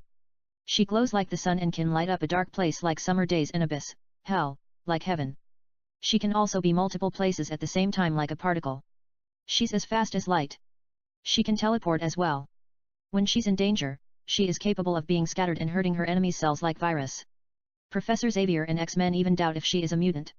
Her powers is unmatched. She can turn every cell in her body into photon and shine like morning stardust and float like butterflies. First the aliens come in peace. They then invade Earth and begin to kill innocent people. The government asks X-Men and X-Ladies to help them win the war. It's their cause too. X-Ladies has already established upon Mystic's request. X-Men and X-Ladies join the force. In the meantime, we are introduced to new X-Men and X-Ladies members, including Sam aka Ghost, who can be invisible, enter his enemies' bodies, and squeeze their hearts. Or remove their organs and kill the aliens. Mary aka Mist, who has the power to turn herself into mist, attacks her enemy with a drop of water onto a person's forehead, and drives the person insane. It's like Chinese water torture, but she does it so fast, her adversaries go crazy within seconds. Sometimes, she goes in their eyes and make their vision blurry. Or enter through their noses, throat and respiratory system, and deprive them air to breathe in. Max aka Matrix, who has the power to rearrange molecules and create anything he wants, or turn anything he touch into various objects, and use them as weapons when he is in danger. Tim aka Time, who has the power to go back in time as well as travel to the future for certain amount of time. He then returns back to the present automatically. Tim doesn't really change events that might affect the existing world. He enters alternative universes and creates new cosmic phenomena. But Photon steals the show, turning into particles, traveling at the speed of light and eradicating the aliens as if there were bad luck, and helps X-Men and X-Ladies, the government of USA and the world win the war. The producers do not waste time. The same year, they write her a screenplay titled Photon. And shoot it starring Cigarette as Rachel. The film tops box office. Yet, Cigarette enjoys making erotic movies once in a while. She is awarded for the most beautiful vagina in the world at a pornography award to capitalize on her fame. She does a couple of NC-17 movies here and there, and appears nude in coveted magazines, like Playboy, Harper's Bazaar, Cosmopolitan, and Love. Interview magazine dedicates the entire pages for her. She goes to the extreme, erotic photos of Cigarette. It's graphic. She got her vagina sewn. A naked black muscular man stands between her legs carrying a scissor. He then slowly cuts it while holding her right leg, and various explicit photos. She is labeled as a controversy princess. Even Madonna can't believe it. Cigarette stars in 69 Days, an erotic romantic fantasy film based on Beauty and the Beast. It's about a prince, who is magically transformed into a monster as punishment for his arrogance and philandering. And Belle, a young woman, whom he imprisons in his castle. To become a prince again, the Beast must sexually satisfy Belle and win her love in return. He has only 69 days, or he will remain a beast forever. The Beast and Cigarette did a couple of explicit sex scenes like Bram Stoker's Dracula when Dracula appears as a wolf-like creature. He seduces, then rapes and bites Lucy Westenra. Something like that but more erotic. And when they think that she might have taken it too far, she stars in Sexy. It's also written SEXI stands for sadomasochistic erotic X-rated intercourse. Cigarette plays a girl named Sienna nicknamed Sexy, who comes to Paris to model. But she finds herself working where they teach sadomasochistic sex, dominance, and submission and others as a secretary. Sexy then meets a man named Luke. They involve in S&M sex. She has real sexual penetration scenes. It's banned in a lot of countries. But they show it in Paris, Berlin, Amsterdam, Madrid, London, Tokyo, and USA, selective theaters. A ticket for the movie costs $550. And tickets are always sold out everywhere. It's a critical acclaim. Cigarette defenses herself saying everybody does it around the world. The angels in heaven do it. Even the aliens in space do it. We pretend we sleep with our clothes on. None of us will be here without sex. She just shared her personal life with the world, big deal. The movie makes over $1 billion in the internet alone. Cigarette stars in Mission Impossible replacing Tom Cruise in the lead role to get the censors off her back.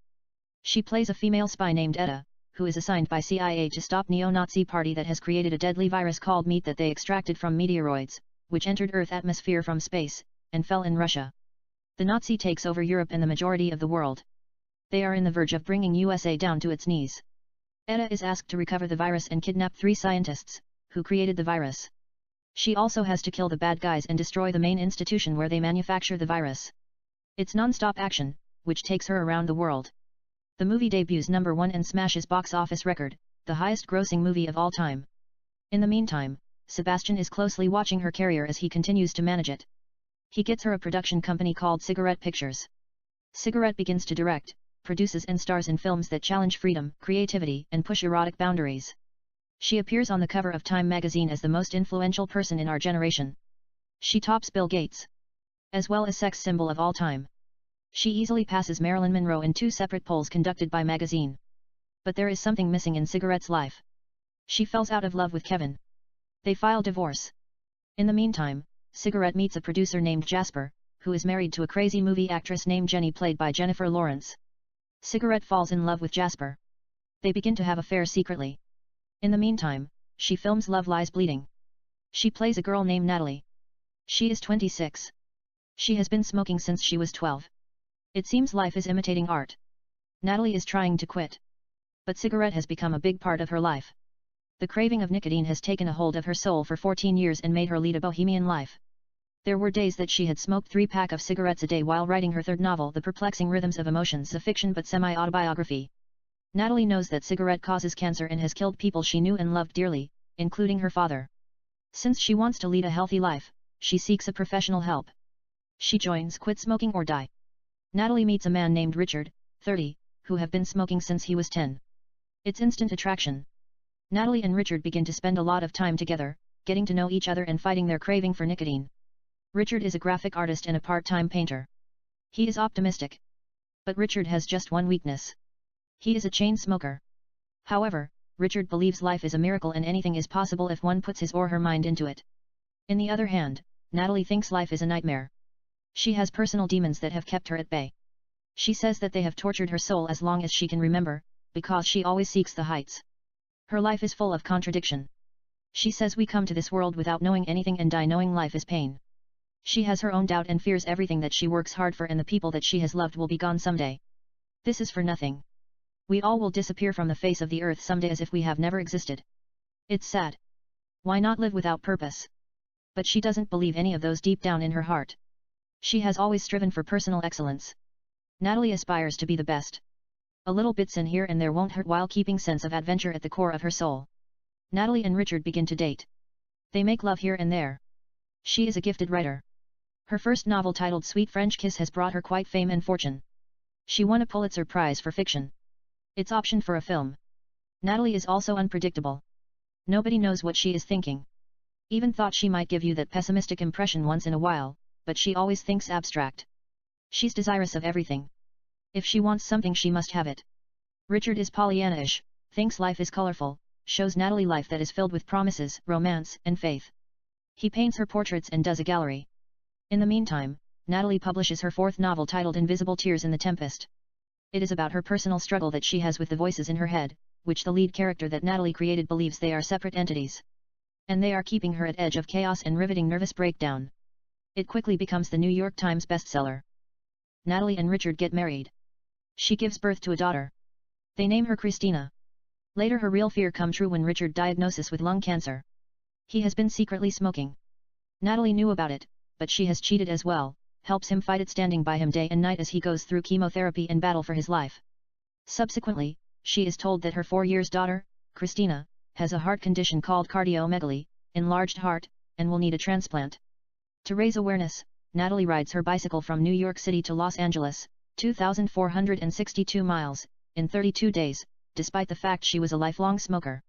Later, her daughter eventually receives a heart transplant and goes to school. In the meantime, Richard beats the cancer.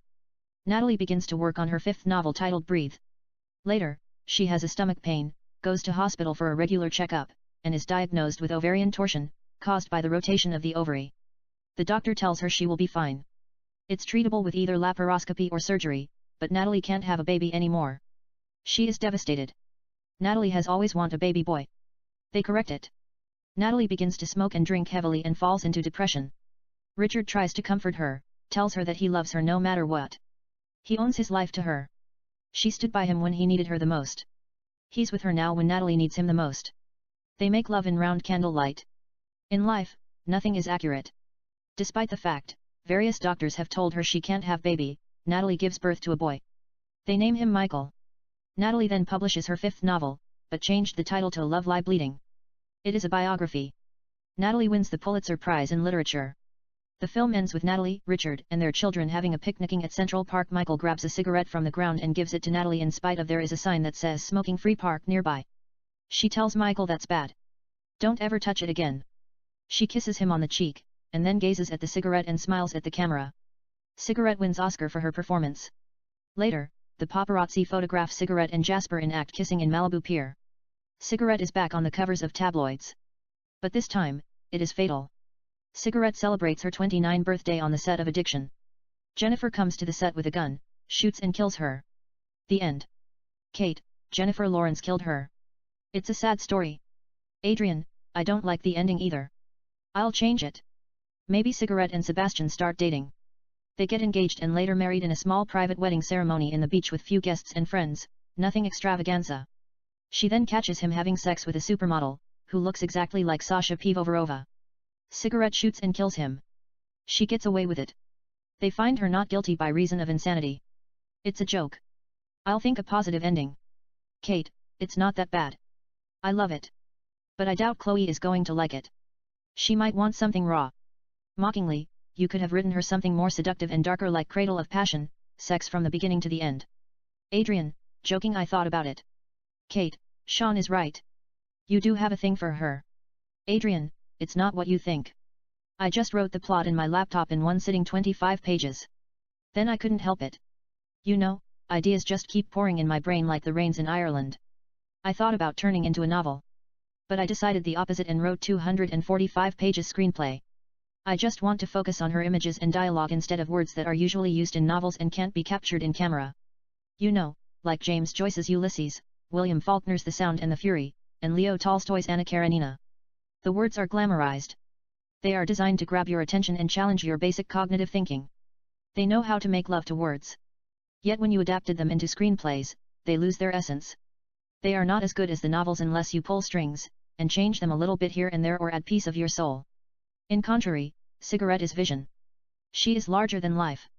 She manifests in your subconscious with the scent of roses and burns like Jack Kerouac's fabulous yellow Roman candles, bursting like spiders across the stars, and explodes at the core of your heart. She doesn't really need to be romanticized in words. She exists in extra dimensions. You know, she is seductive but innocent, dynamic yet sensual, lethal but full of life. She is the kind of girl that incites a fierce energy inside of your soul to do creative things. You can even close your eyes and smells her quintessence if you watch her for 10 minutes. I mean, I might write a novel as well, in order to sell the movie. I will include some of inexplicable and lascivious things that she might have done, also add materials that are forbidden to film, and introduce her to the world. Kate, I can't still believe you killed her so young. Adrian, she is Cigarette's a metaphor. She just burned out. You can't smoke her forever. Kate, you can always light another cigarette and smoke. You know, suppose she survives the shooting. You just got yourself part 3. You start the movie doctors performing operation on her. You know, in part 2, you end the movie as she is rushed to the hospital. In flashback, she takes last drag from her cigarette. Everybody thinks she's dead. In part 3, the doctors remove the bullet from her chest and save her life. She lights a cigarette, takes a drag and exhales out the smoke. You can take it from there. Adrian, I will think about it. But Sean read the first draft and said he wanted Nicola Peltz for the lead role. Cigarette. Kate, I met Nicola Peltz. She is beautiful. Adrian, she is sexy. Kate, I think she might be right for the role. I don't know. I like Chloe too. It is one of the best stories I have ever heard. Adrian, actually, I was thinking of you when I wrote some of romantic love scenes to get a realistic feeling. You can play her if you want to. She ages 10 years. Chloe might be too young for the role. But I must warn you. It has a lot of nudity and a little bit graphic like the Cradle of Passion. Kate, do I have to audition?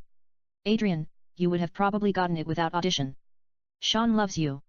Kate, I don't have the heart to stab a man in the penis. That's bit graphic. Adrian, Cigarette is crazy. Kate, would you let me do real penetration scenes? Adrian, would you do it? Kate, I don't care. It's sex. It's not a big deal. But I was a little bit concerned with getting my vagina sewn. They will probably numb it with something. It might not be as painful as it sounds. Adrian, I can't let you go through that. Kate, I don't mind. It would be fun. Adrian, I'll see what I can do. But I already told Sean we were taking a year off. He has been talking to few actresses. He narrows it down to 4 actresses, Nicola Peltz, Chloe Moretz, Alicia Vikander, and Emma Watson. Chapter 2. Kate, joking, Emma Watson can play a 13-year-old girl, who fucks Roman Polanski. Adrian, humorously, that's a bit pedophilic, don't you think? Kate, you didn't think about pedophiliac when you write that screenplay. Cupid. I read it. It says a female FBI agent Lupita Nyong'o hunting for a serial killer named Cupid, who raped women and children and sews wings on their back. It says Emma Watson plays a college student named Ingrid, whom investigates the killings for her master thesis in criminology. Adrian, I didn't write it. Some nutcase wrote it based on Red Riding, British film series, and killed himself. It's a figure of speech. He disappeared from the face of the earth. Didn't want to finish it for some unknown reason. Sean asked me to add few more dialogue. Universal paid me $500,000 to rewrite it from scratch and promised me to produce Sin. I just bite a bullet and rewrote it after a bottles of whiskeys, to numb my brain. Kate, it's a very good movie. It won a lot of awards. Adrian, it's Hollywood. They like that kind of stuff. You know, serial killers, and weird murder cases. HBO even asked me to write a screenplay based on their hit miniseries Bad Detectives, a 2 hours movie that they can show it in HBO, after they watched Cupid. I turned them down. Kate, why is that? Adrian, I didn't feel like going inside a psychotic head again. There is a silent moment. She then. Kate, I'm jealous. I want to play cigarette. Adrian, don't sweat it. I am thinking about writing you beautiful love. Kate, what's it about? Adrian, it's about a documentary filmmaker named Raphael, who works on his latest assignment, The Philosophy of Beauty. He wants to understand the mysticism behind feminine beauty and sensuality. Later, he finds himself in murder mystery. The story begins with Raphael looking for the most beautiful girl in the world, but he gets lost on his assignment, ends up sleeping with all kinds beautiful girls, including college students, businesswomen, models, and actresses, taking advantage of the subject. Then, one of the girls that he has been filming and sleeping with, a dazzling model named Natalie, whom he thought she was the most beautiful girl in the world, is found dead in her apartment. Someone shot and killed her. Raphael changes the topic and focuses on Natalie's murder, wants to find out who killed her. He begins to investigate the case, questions few witnesses and potential suspects, including her ex-boyfriend Ted, a photographer named William, and an actress named Jody, who accused Natalie sleeping with her husband Seth. Jody held Natalie responsible for their failed marriage. She might have killed her out of jealousy. However, the main suspect is a billionaire named Alexis, the owner and CEO of Aphrodite, a fashion magazine. It's the equivalent of Vanity Fair. Alexis also owns a major film production companies called St. Marilyn Pictures and Norma Jean Entertainment, Inc. after the late Marilyn Monroe, and many more things. He's married to a woman named Reese. Natalie was dating Alexis secretly while sleeping with Raphael. Then one day, Raphael finds Natalie at his house. First, Raphael thinks it's her ghost. But she's alive. Natalie is played by you. She is the most beautiful girl in the world. She tells him the girl, who was found dead, is her sister. Ember is her twin but not identical. It's like Ashley Olsen and Mary-Kate Olsen. They were separated at birth and given to adaptation to different families. Amber found out that she had a sister from fashion magazines that Natalie appeared on and contacted her. While visiting, somebody murdered her. The killer thought she was Natalie. The real motive is unknown. Natalie took that advantage and disappeared to protect herself from the killer. She even took Ember's identity for a while to collect her thoughts and elude the killer. Raphael tells her that they must go to the police and tell them the truth. The cops find Natalie's story believable. She takes a lie detector and passes easily. But Raphael thinks Natalie might have something to do with Ember's death and continues to investigate the case. In Natalie's closet, Raphael discovers provocative pictures of Ember, who was planning to follow her sister's footsteps into the modeling world. Raphael thinks that Natalie might have killed her sister. She didn't want rivalry. He knows Natalie has history of mental illness. But Natalie denies that she has anything to do with her sister murder. Then Xavier, an independent softcore pornography filmmaker, confesses the killing of Ember. She had done few X-rated films for him. They were lovers. But Ember ended it. Xavier said he killed her, because he couldn't live without her. The case is closed. Natalie graces the cover of Aphrodite.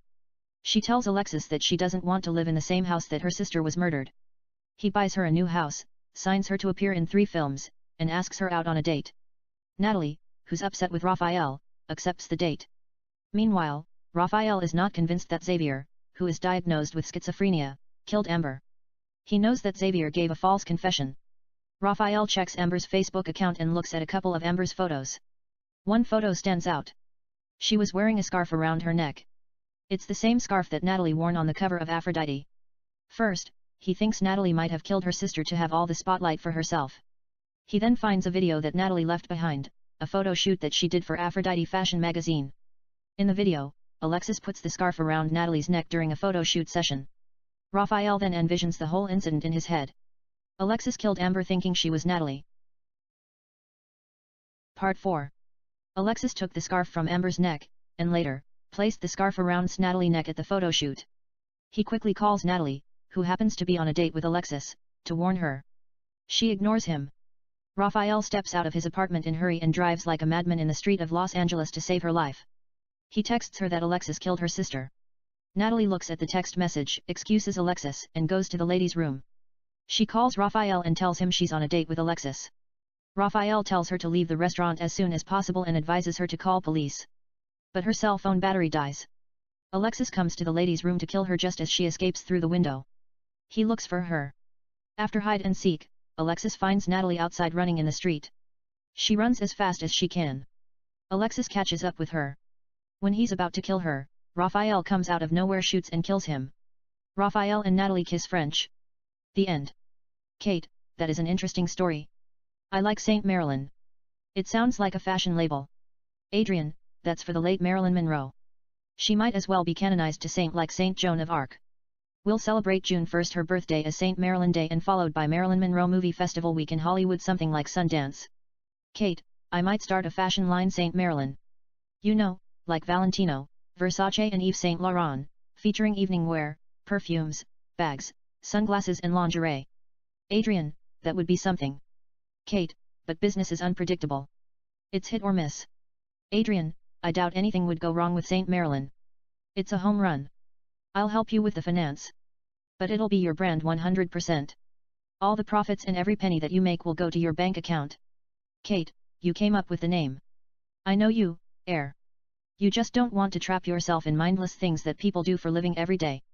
You're into parallel universe, quantum theory, and infinity. And achieving immortality. You told me to convince myself every star in the skies belongs to me. Nobody has claimed them. Adrian, humorously, did I say that?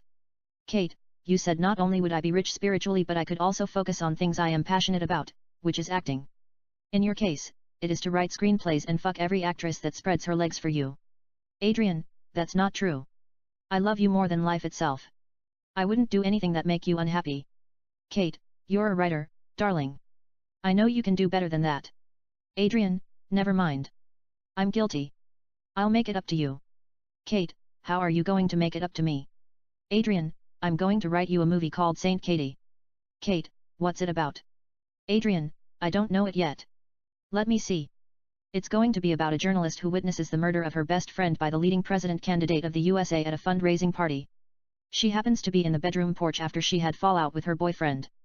They came to the room to have sex. They removed each other's clothes and kissed. He excused her and went to the bathroom to take a leak. She checked his pocket out of pure curiosity. Instead, she found photos of a nude girl. She told him that she never wanted to see him. He walked away. She went to the porch disappointed and gazed at the spectacular view of New York City. Then the president candidate, James Franco, comes to the same room with a girl named Nina. She is her best friend. They begin to make love. He has one too many drinks. In sexual rage, he strangles Nina with his belt and kills her. You play Katie.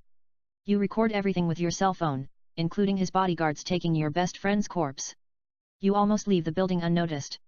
A couple of surveillance cameras capture your image at the last minutes. That night, you call your ex, an FBI agent named Roger. He tells you he will meet you at a restaurant. You show Roger the video. He hides you in a church with his beautiful aunt played by Julianne Moore. She's a nun, used to work for CIA but has a fallout with the agency. She is accused of selling secrets to the government of China. CIA told her to name names. She gave them 3 highly decorated CIA officials and China mafia named Chan. They put her in the witness protection programs after she testified against them. Roger shows the video to his boss George Clooney with knowing he is a criminal. George plays a bad guy. He is a friend of James Franco. They kill Roger. They begin to look for Katie in case she made a copy. You continue to hide in the church. Julianne gives you a nun outfit. You get alone with the nuns fine despite the fact questioning the existence of God and all. You then fall in love with a young priest named Vincent. It's love at first sight. You talk about theology. One thing leads to another. He makes love to you in the church. Then the bad guys find out where you are hiding. They come to kill you. Vincent used to be a Navy SEAL. He killed a little girl by accident, suffered for auditory hallucinations and post-traumatic stress and became a priest to make peace with God. He gives you a gun. You and Vincent shoot your way out and escape.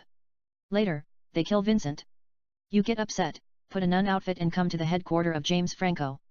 He's a billionaire. He thinks there are 2 kinds of billionaires. Those who manufacture products that make people's lives easier, like Bill Gates, Microsoft making software, electronics, and PC that allow people to do almost anything, and those who sell products that are hazardous to health like cocaine and heroin. James Franco thinks he made his fortune doing both. He has computer software, hardware, and electronics manufacturers based in Mexico. He smuggles cocaine and heroin hidden inside cheap computers. He continues to think he can do whatever he wants to do and expects to get away with it. That's when you come to the picture. You shoot and kill all his goons as we listen to Barbie Girl by Aqua in the background, while singing and dancing Barbie Girl. You then have a chance to kill James Franco. You point your gun at him but can't bring yourself into killing him. It's not worth it. You turn around and begin to walk away. He takes out a gun from his leg holster and sets to fire. You shoot him between his eyes without looking. Later, you put a rose on Vincent's grave and takes a vacation. The end. Kate, did you just create the story? Adrian, something like that. But I like James Franco. I don't want you to shoot him between his eyes. Maybe you shoot him in the chest and walk away. He makes a nice bad guy. I saw him in Homefront trailer a couple years ago. Kate, it's weird. I was sitting at UCLA Film School about a year ago to meet my friend Marta. They were talking about James Franco, how he's losing it and all. They said he hit on a 17-year-old girl. He did this and that. I then thought, what is the worst? Is it talking about it? Or it's committing the actually crime? Of course committing the crime is worst. You might get punished, even if you call hitting on a 17-year-old girl is a crime. Talking about is not really a crime. Your conscience will only judge you for wasting your precious time. Listening to them is mortifying, unless you learn something valuable lesson, whatever it is. Adrian, what valuable lesson did you learn? Kate, I just got up and left. I wasn't in the mood of learning a valuable lesson. I called Marta and asked her to meet me at a coffee shop in Beverly Hills. I was starving. I didn't eat anything the whole day. I drank a can of Coke. It brought right me back. I then found out James Franco teaches screenwriting class at UCLA. You know, they could easily talk about over 50 movies that he made so far, like Spider-Man trilogy, Pineapple Express, and Flyboys, or just talk about Palo Alto, the book that he wrote about teenagers and how they experiment with drugs and engaged in unambiguous sex and violence and the struggle that they have with their families. Or they could have discussed about his directing, poetry and paintings instead of picking him apart like a used car. I just thought maybe it's a basic human nature to talk about something negative and make ourselves feel good in the subconscious mind without our knowledge. I can't judge them. You know, it's like a cancer. It doesn't destroy your cell, instead it eats your soul. Sometime, I caught myself doing that and quickly try to correct it as soon as possible. Perhaps, I'm just being tough on myself, whatever. It's a little bit gossip like that keep us intrigued or make us forget that we had a bad day. You know, in Gone with the Wind, Vivian said, tomorrow is another day. But is it really? Once your brain consciously creates a pattern and decides to make your life a living hell, it becomes a habit. Habits are hard to break. There are living and breathing demons that dwell in your lungs and feed on emotion. Sometimes, they drain your energy and leave you miserable for no apparent reason. Meanwhile, we can't really offer to complain. We are alive. If you blink your eyes, life will pass you by. Perhaps I should have fun. You know, I like to defend people who can't defend themselves. I am not talking about James Franco. In general, I see 99 healthy birds flying on the sky and wish God have make them talk, write poetry and fly beyond Earth atmosphere at the speed of light and dance with stars, but if I see one bird with a broken wing I get depressed. Adrian, I feel you. Kate, maybe it's his fault. He has talent. He is letting himself down. He hasn't really made one great movie. Even 127 hours. It's painful to watch. Nobody really wants to see a man cutting his hand. You know, what happened to movies like Citizen Kane, The Graduate, Singing in the Rain, The Usual Suspect, The Shawshank Redemption, Chinatown, True Romance, American Beauty, Taxi Driver, and Double Indemnity. He just needs a break like Humphrey Bogart. HB was making run-over-the-mill movies, till The Maltese Falcon. That changed everything. After that, he went out and did Casablanca, To Have and Have Not, The Big Sleep, The Treasure of the Sierra Madre, Key Largo, and The African Queen, which won him Academy Award for Best Actor. Adrian, I might have something similar to American Beauty for James Franco. It's titled Made in USA. I haven't written it down yet. But it's in the back of my brain. It might fix few things here and there. He plays a man named Kevin who works at a commercial bank as a manager. Kevin has a wife Rachel, might be played by Olivia Wilde, and a stepdaughter Nicole. Rachel is a college professor. She teaches English at the University of Illinois.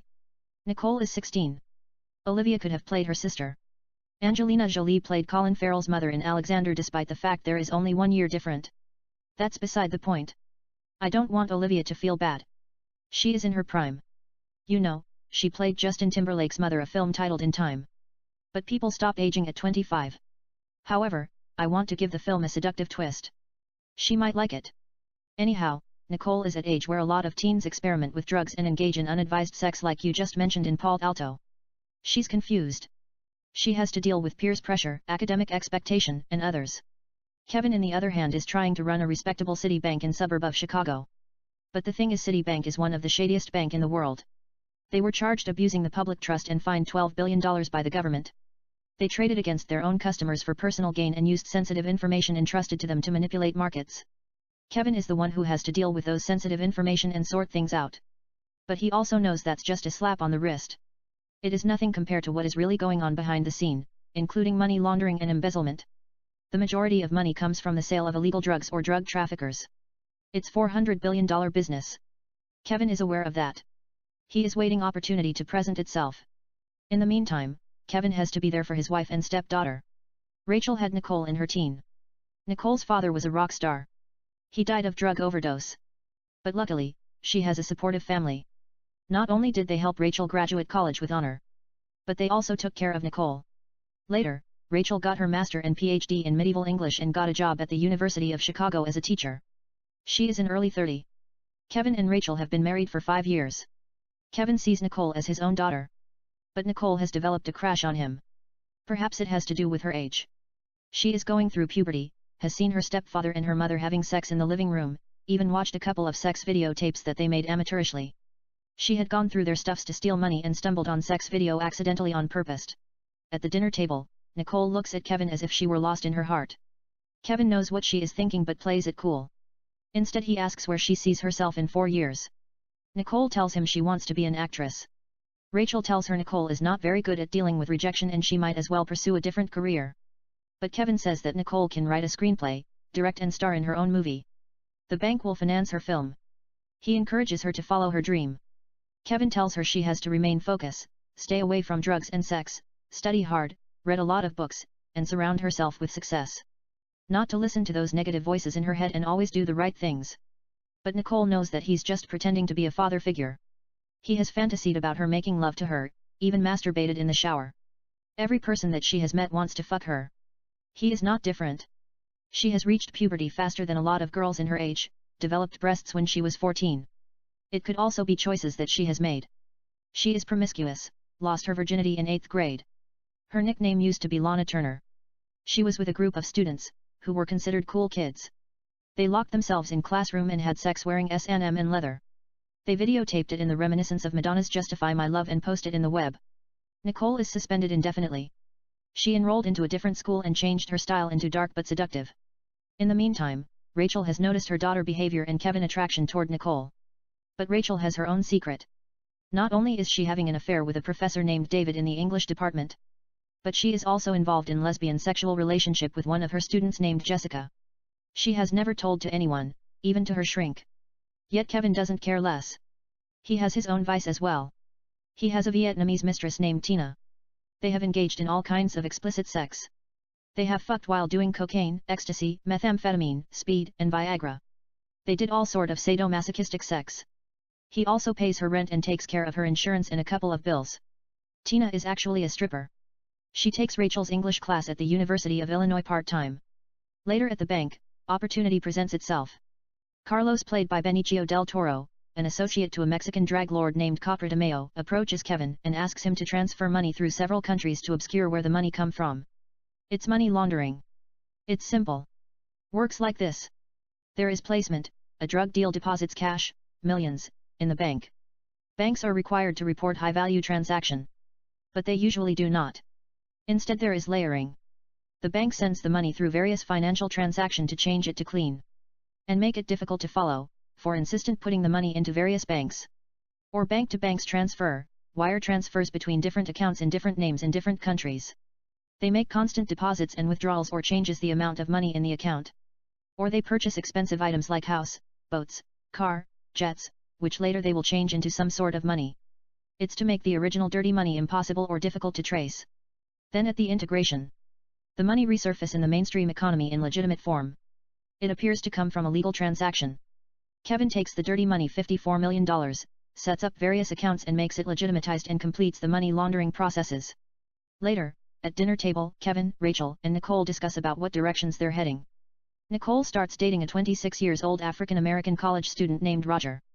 Kevin and Rachel do not approve it. Kevin tells her it's illegal. Roger will go to prison. Rachel tells him Nicole lies about her age.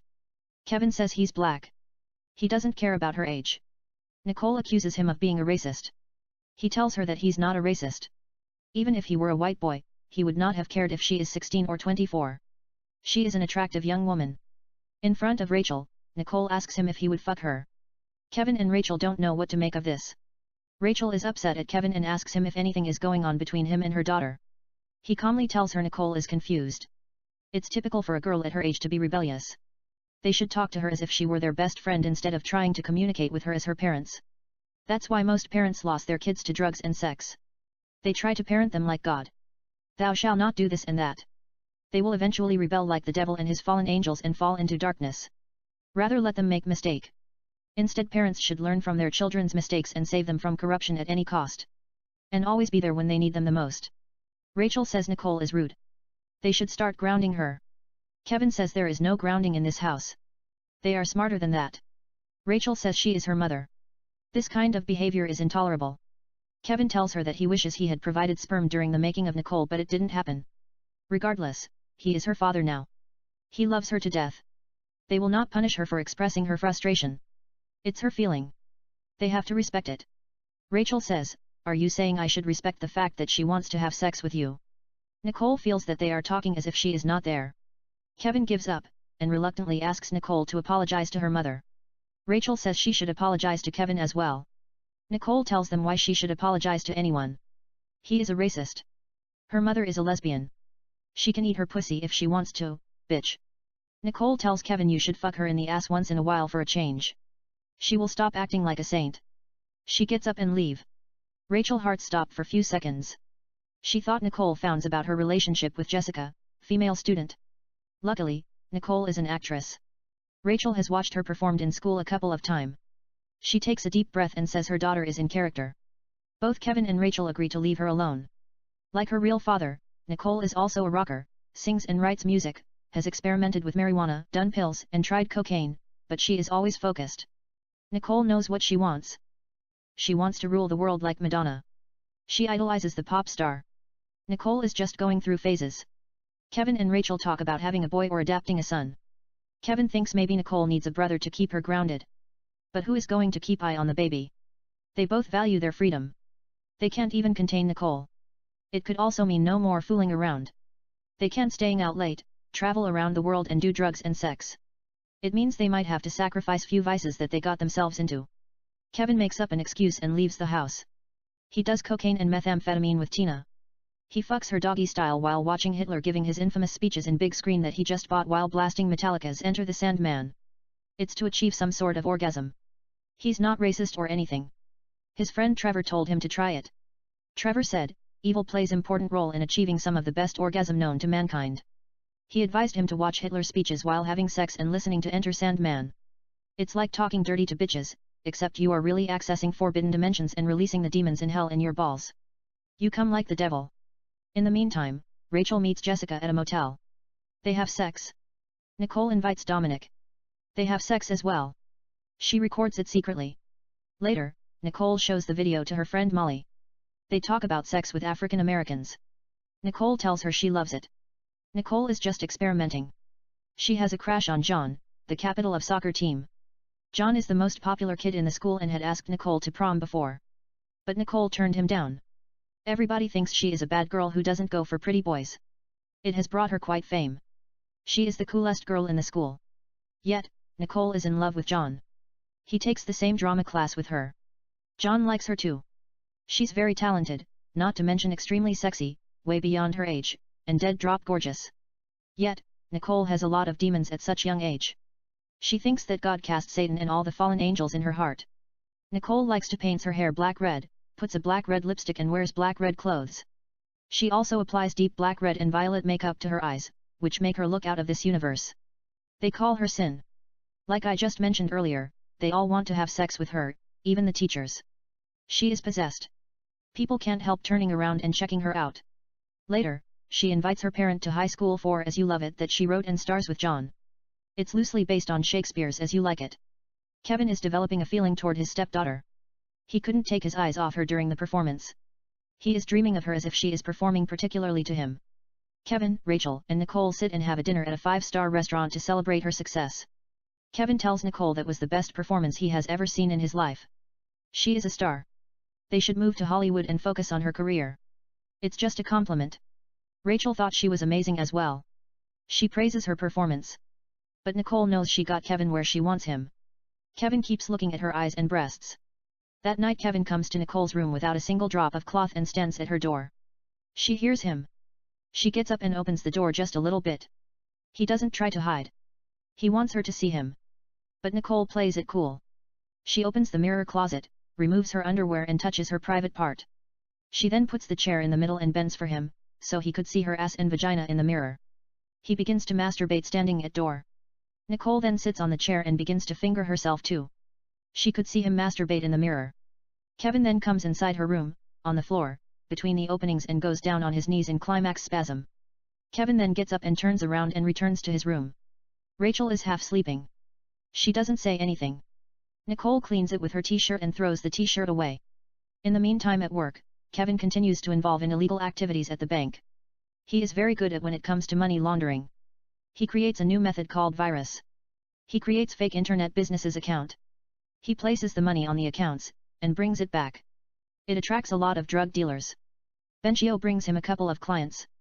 Kevin makes their dirty money clean as snowflakes in Christmas morning. It also draws FBI's attention. They ask him few questions. But he tells them to prove it. He hasn't done anything illegal. Then one afternoon, Kevin comes home and finds Nicole nude. Kevin tells her to put on her clothes. He's her father. She must listen to him. Nicole takes his hand and makes him touch her clitoris. She notices his hard-on, touches his private part, opens his pant, goes down with her knees and gives him blowjob. Nicole then gets up and kisses him. They kiss with tongues. He removes his cloths nude. They kiss more intimately and have sex in the living room. They fuck a couple of times secretly behind Rachel here and there. He is addicted to her. Nicole just loves sex. They have sex in the middle of the night while Rachel is sleeping at Nicole's bedroom, at the garage and in the garden. They have sex in the shower in the morning as soon as Rachel leaves to work. They make love at his office. They fuck at Nicole's school. Later, while sitting at dinner table, they pretend there is nothing between them even though it's obvious that Nicole keeps looking at him. Nicole usually sits at the table without underwear. As soon as Rachel gets up and walks to the kitchen, she shows him her private part or sticks her finger in her vagina and makes him suck her finger. Kevin and Rachel have a talk. They used to be mad about each other. Rachel asks him what is happening to them. Kevin tells her he still loves her more than life itself. They agree to see marriage counselor. Kevin and Rachel explain their problems, misunderstandings, and confusions to marriage counselor named Tim who is specialized on holy matrimony. Tim advises Kevin and Rachel to take vacation and make love as often as possible. Kevin and Rachel come to Europe. They visit Amsterdam, Berlin, London, Paris, Venice, etc. They make love as often as possible. They then return home and continue to fix their marriage through sex. In the meantime, Kevin continues to carry on affair with Nicole. Later, Rachel finds out she is pregnant. She thinks she should wait before she tells Kevin about it. Rachel does not want to ruin what seems to be a perfect marriage in her mind. Later, Rachel finds out it's a boy. She decides to tell Kevin. Rachel shows him the picture of 3-month baby taken from a sonography. Kevin seems to be happy and supports her. They shop all kinds of baby goods. Later, Kevin tells Nicole at the kitchen he can't carry on the affair. He loves Rachel. They are having a baby. It must end now. Nicole removes all her clothes and tells him to make love to her for the last time. Kevin hesitates and says we shouldn't do it. She opens his pant and gives him oral sex. He removes all of his clothes, bends her and fucks her in the pussy, doggy style, against the kitchen table. She is making all kinds of erotic sounds like a porn star. Nicole then tells him to fuck her in the ass. Kevin opens the kitchen drawer, grabs a cooking oil, pours it on her butt, insert his dick in her butthole and begin to fuck her in the ass. Rachel returns home due to headache from pregnancy and catches Kevin fucking her daughter in the ass. Kevin tries to apologize to Rachel. She forgives him as if nothing happened. Rachel tells him she is not going to let her daughter come between them and the baby. Nicole is a slut. Later, Rachel poisons Kevin with something, which she mixed it with Viagra. It doesn't kill him right away. He is on the living floor fighting for his life. Rachel grabs a kitchen knife and strips his cloths. He has his hard on due to the Viagra. Rachel takes off her underwear. She removes her cloths nude. She is 3 months pregnant. Her belly doesn't show any sign of pregnancy yet. Regardless, she gives him a blowjob and gets on top of Kevin. She kisses his lips passionately, puts his penis in her vagina with her hand and begins to have real sexual intercourse with him while he is dying. It is one of the most disturbing scenes in the history of motion picture. Yet it feels we are in the cutting edge of cinema. It's daring for those who are involved in the project. Olivia is going down in the history book. She is into it. Kevin can neither move a muscle nor breathe. He's on the highway to hell. Foam is coming out of his mouth. Rachel says all sort of things in madness and cuts her stomach thinking she is killing the baby, while making all kind of sexual sounds as she continues to fuck him. Rachel then stabs him multiple times as she reaches orgasm like Sharon Stone in Basic Instinct. It's sick. She is covered with blood. Rachel continues to have sex with Kevin after he dies, while stubbing him. Nicole stands at the living room entrance and watches her mother in shock. In the meantime, FBI comes to arrest Kevin and finds him dead. They arrest Rachel instead. The doctor patch up her wounds. They put her into mental institution. In the meantime, Rachel decides to have the baby but suffers from miscarriage. Nicole moves to Los Angeles with her film star Aunt Jennifer in Beverly Hills. She lies on her back next to swimming pool while sun tanning and smoking cigarette. She is only wearing bikini that barely cover anything. Jennifer's film director boyfriend Carson approaches her and asks her if she is interested in acting. She doesn't respond. She kills her cigarette, gets up, removes her bikini and jumps into the swimming pool naked and swims. Carson looks at her butt and wonders if she is for real. She turns around and swims backstroke. He sees her private part and thinks she is something. Nicole continues to swim. The end. Kate, it's not bad. Adrian, I might work on it. Originally, I had Leonardo DiCaprio in mind. But Leo went out and did Jordan Belfort in The Wolf of Wall Street. I mean, I didn't even write a line. I was working on it in the back of my mind, just waiting the characters to grow in the subconscious mind. Anyway, I watched American Beauty long time ago. I was in love with Angela Hayes, thought about what her life would have looked like and assumed Leonardo might be interested in the lead role. It is similar to Lester. But I didn't know what it was going to be about. I only had Leo who works in the bank as a manager and a couple of vices. Then ideas begins to form around him naturally. You can use Leonardo for anything. You always get something fascinating. Maybe he takes a lot of risk roles. Anyhow, I got the story running in my head. Then comes out The Wolf of Wall Street. It's the same thing, sex, drug, and madness. I postpone it indefinitely. I felt he was not going to do the same movie back to back. You then talked about James Franco just now, how nobody gave him the credit that he deserved. I pictured him playing Kevin in Made in America instead of Leo and put the pieces together just now. In the sense, it has been cooking in my brain. It was a matter of time. I will write it down on my notebook and see where it is going to lead. You know, if they are going to keep knocking him down, he should be involved in risky films and silent few critics. Kate, Made in America sounds wild. I think Leo might be interested in playing Kevin. Oscar is written all over it. I can see the last part, Rachel having sex with him, cutting her stomach and then stabbing him with a kitchen knife. It seems it's written for Leo. I mean, I actually envisioned Rachel as 6 or 7 or 8 months pregnant and cutting her stomach and killing the baby and pulling him out of her belly right there instead of suffering from miscarriage. I know it sounds a little bit graphic. But you need a climax ending for that kind of movie, which will stay in audiences' minds forever. Adrian, that is interesting idea. I haven't written it down yet. I will make a lot of changes, depends on who wants to star in the movie. If Leo wants to do it, I will add a lot of crazy things. He is one of those actors who loves to push envelope and give an edge to everything he touches. He might not have to do a lot of soul searching in order to find the role. He just can look at the script and says let's add more madness to the story, and then gets lost in the character that he creates. In the other hand, James Franco is one of the most underrated actors but gifted. If he can stay focused, nobody knows what he's capable of doing. Kate, I loves James Franco. I can see him having sex with Tina, the Vietnamese girl, while watching Hitler in the big screen.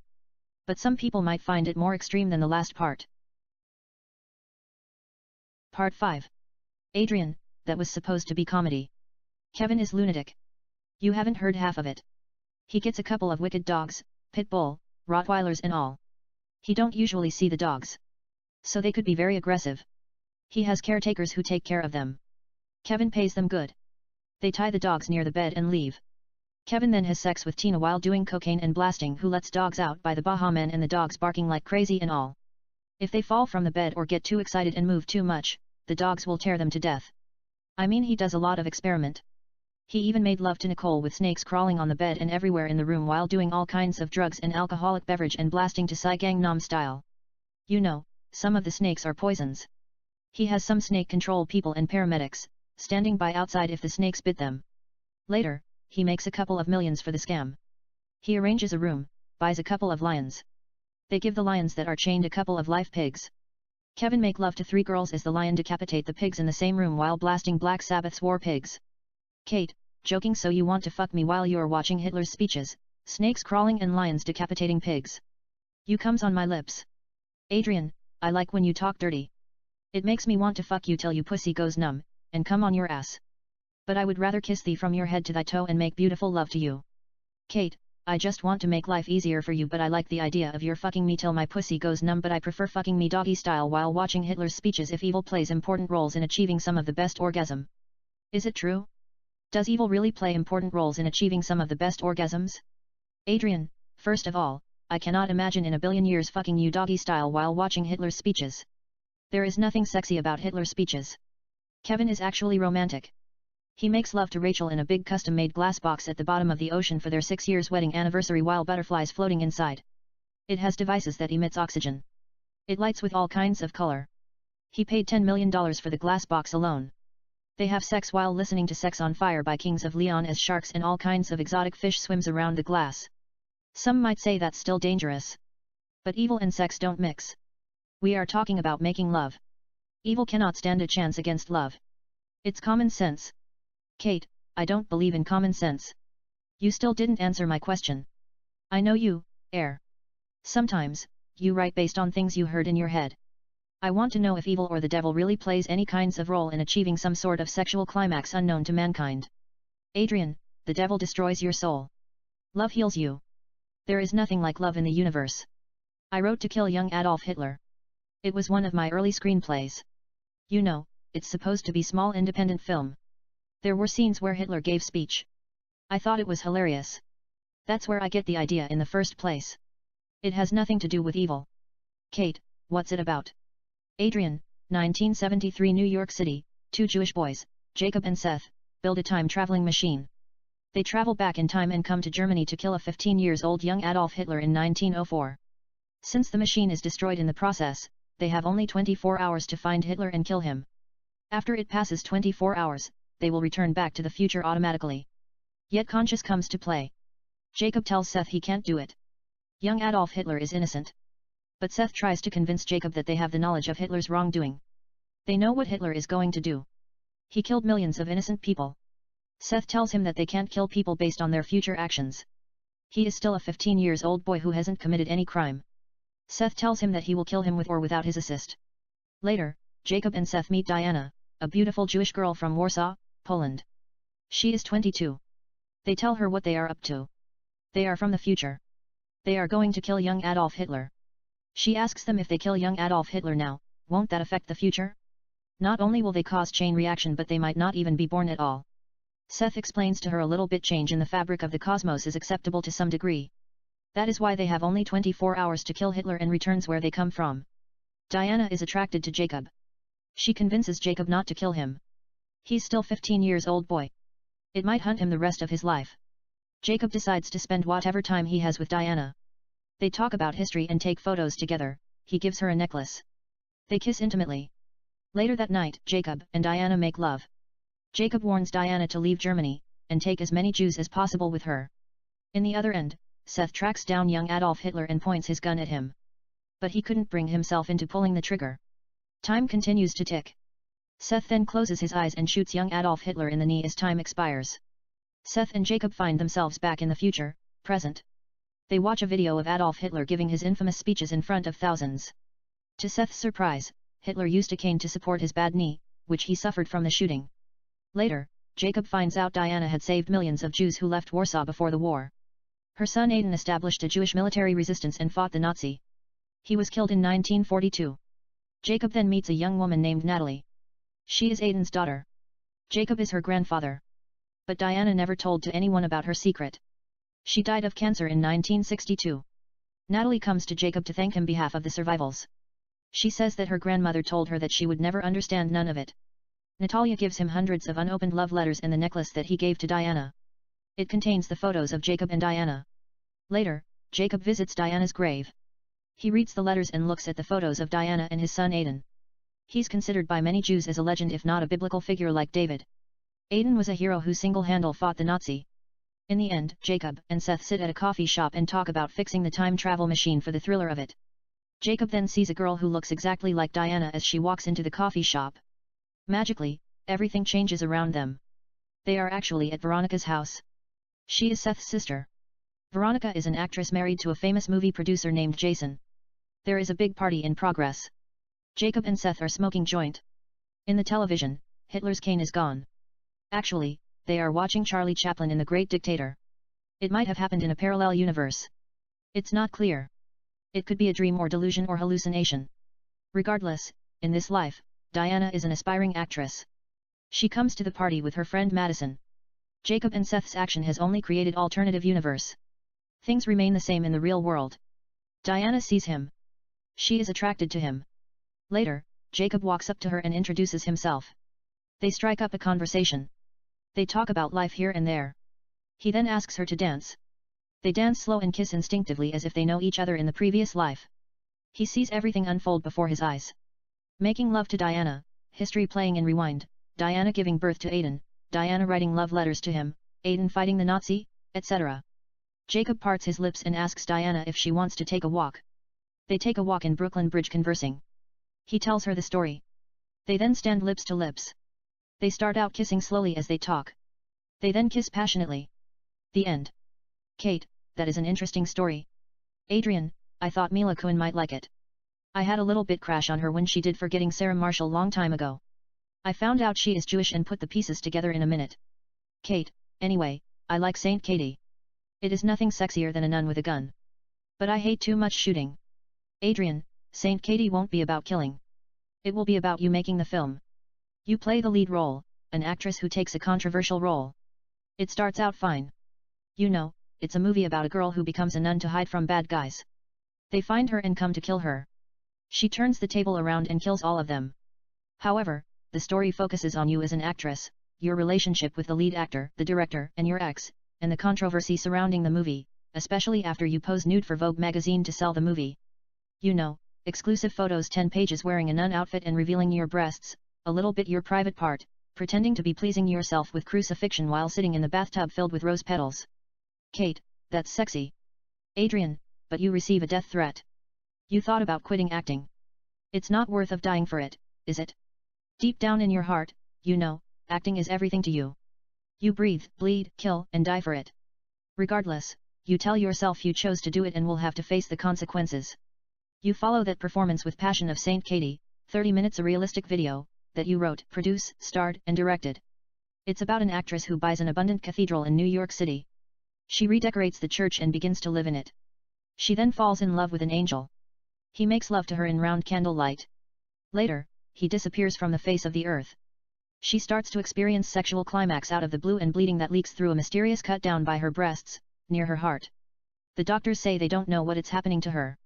It's a miracle. In the meantime, she finds out that the angel is actually Jesus Christ. He has returned in the form of flesh and blood. The Pope and priests in the Vatican find out and decide to kill her.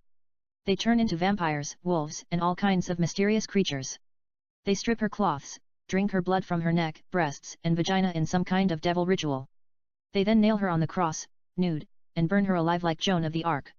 She then rises from her ashes nude like a phoenix with splendid wings. She looks like an angel of God. She reunite with her sweetheart, Jesus Christ. Katie and Jesus kiss French, make love in round candlelight in the cathedral and live happily ever after. The end. Kate, are you making it up as you go? Adrian, I couldn't help it. You put the nun story in my head. I thought I might impress you a little bit. But I used crucifixion in abundant cathedrals a couple of times, including Fight Club 2 aka Immune System. Kate, everybody is talking about it. What is it really about? Adrian, it's about Fight Club. I don't like too much violent. I wrote it because Sean asked me to write it. He said he wanted to give India Isley a head start and convinced me to write her something addictive yet salacious like Marla Singer played by Helena Bonham Carter. Basically, it's the same thing, except India is more lascivious than anything we have seen. Kate, tell me from the beginning. Adrian, Tristan is a programmer and computer consultant for Microsoft. He is the protagonist. His work takes him around the world. Yet Tristan is not only diagnosed with lupus nephritis, an inflammation of the kidney caused by systemic lupus erythematosus, SLE, a disease of the immune system. But he also suffers from auditory hallucination and insomnia. He might be schizophrenia as well.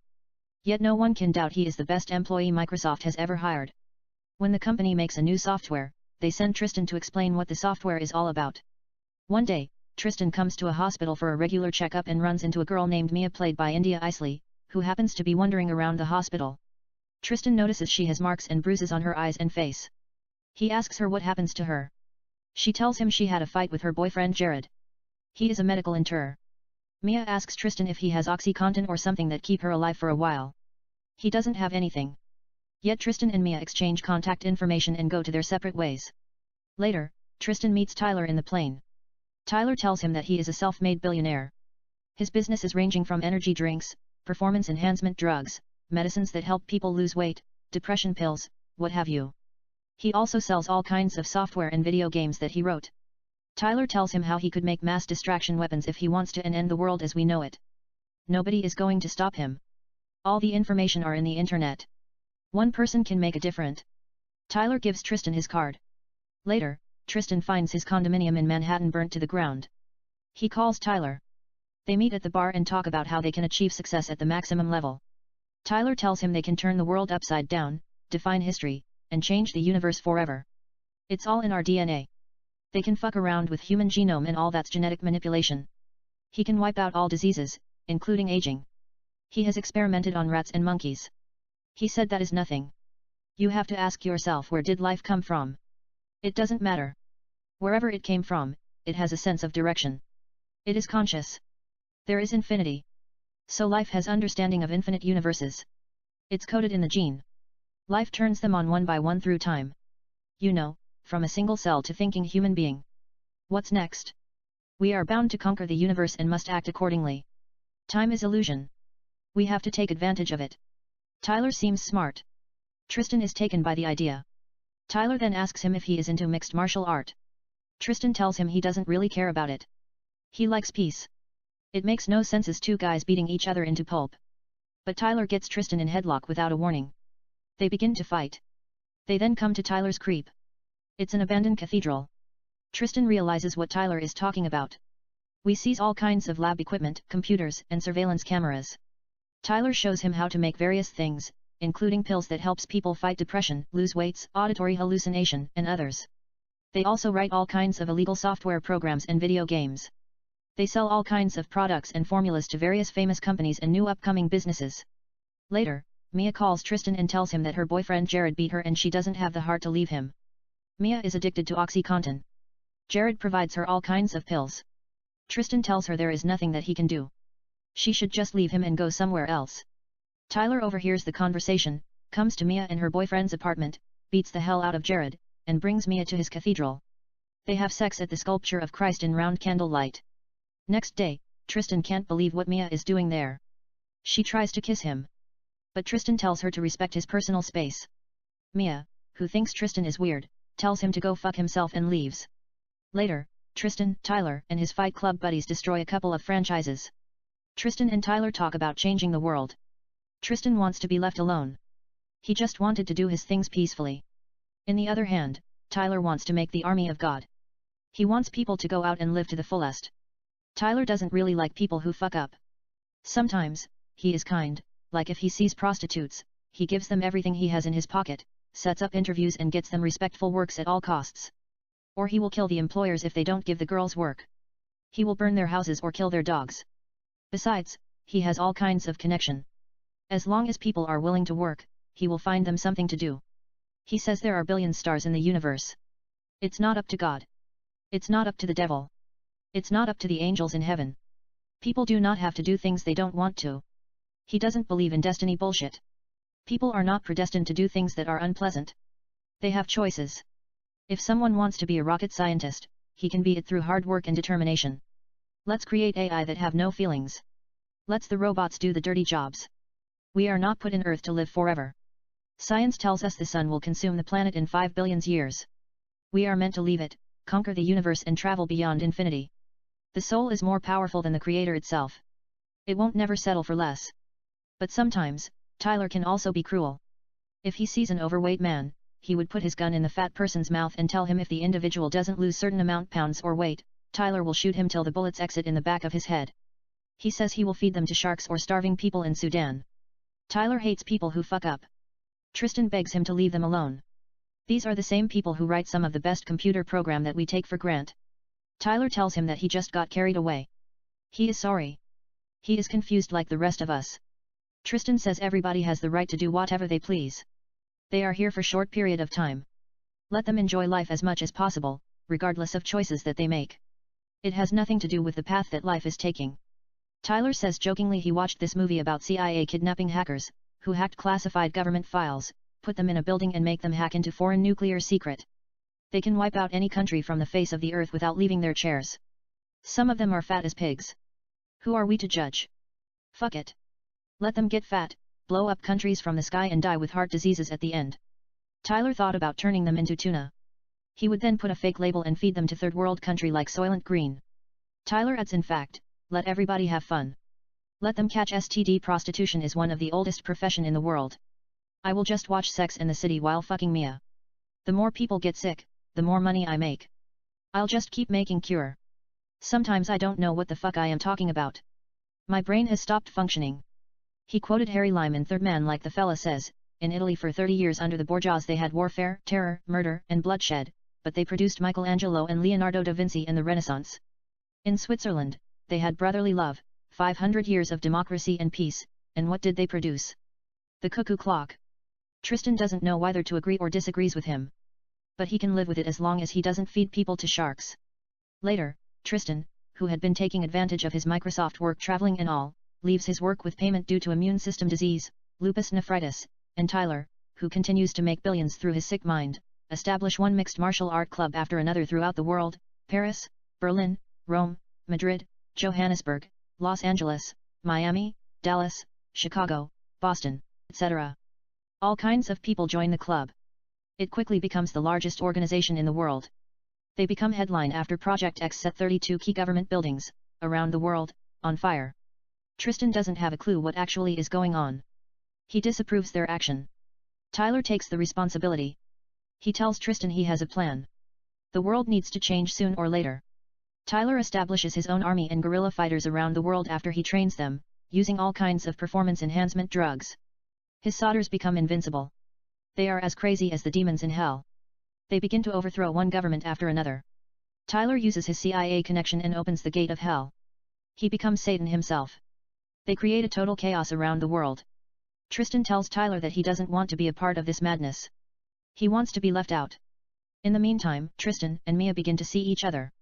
She has completely changed, has gotten a job as junior creative director at Runway Fashion magazine with the help of Tyler. Tristan and Mia have a dinner at fancy restaurant. Mia tells him she wants to be a fashion designer someday. That is her dream. They dance slow, kiss and make love in the church. Then they can't get enough of each other. They visit a couple of interesting places here and there. They make love day and night. Tristan introduces her a fashion designer named Naomi to help her with her fashion line. It's called Mia. Tristan has already bought her a building and hired all the employees. She is surprised. Naomi is her assistant to guide her through the fashion world. She has booked her a show. Mia designs a couple of beautiful clothes and has a major fashion show. Supermodels walks on the catwalk wearing her spellbinding clothes. Later, there is a party. Tristan and Mia dance. She tells him she is in love with him. They make love the whole night.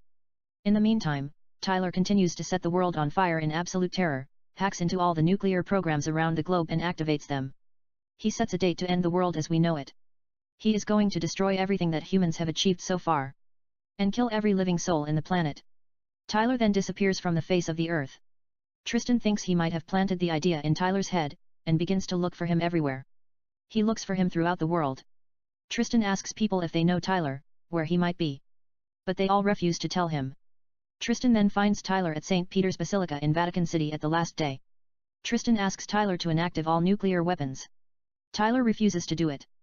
He tells Tristan soon or later mankind will extinct if they continue to live like nomads without a sense of direction whatsoever. It's a matter of time. We must start from scratch. Meanwhile, Tristan discovers that he and Tyler are the same persons. He sees some of the things that Tyler did in flashback like Fight Club. He quickly flies to New York City, comes to the church and begins to inactivate the nuclear weapons. But Tyler, who has brought Mia into the mix, tries to stop him. He tells him he will cut her throat if Tristan doesn't do what Tyler says. But Tristan ignores him and stops all the nuclear weapons at the last second. Tyler hits Tristan mysteriously. Tristan tries to defend himself as much as he can. Tyler is a skilled fighter. He hits Tristan till he loses consciousness. As he returns from unconsciousness, Tristan finds himself crucified on the cross like Jesus Christ. Romeo and Jesse, members of Project X, must have put him on the cross. They are there standing and looking at him. Tyler threatens to kill him. He will pierce his heart like Christ and send him to hell. Tristan knows Tyler is illusion. He tells him to leave him alone. In the meantime, out of nowhere comes Mia, shoots Romeo and Jesse in the arm and legs. They go down. She slowly brings Tristan down from the cross. Tyler then chokes Mia and lifts her up in the air.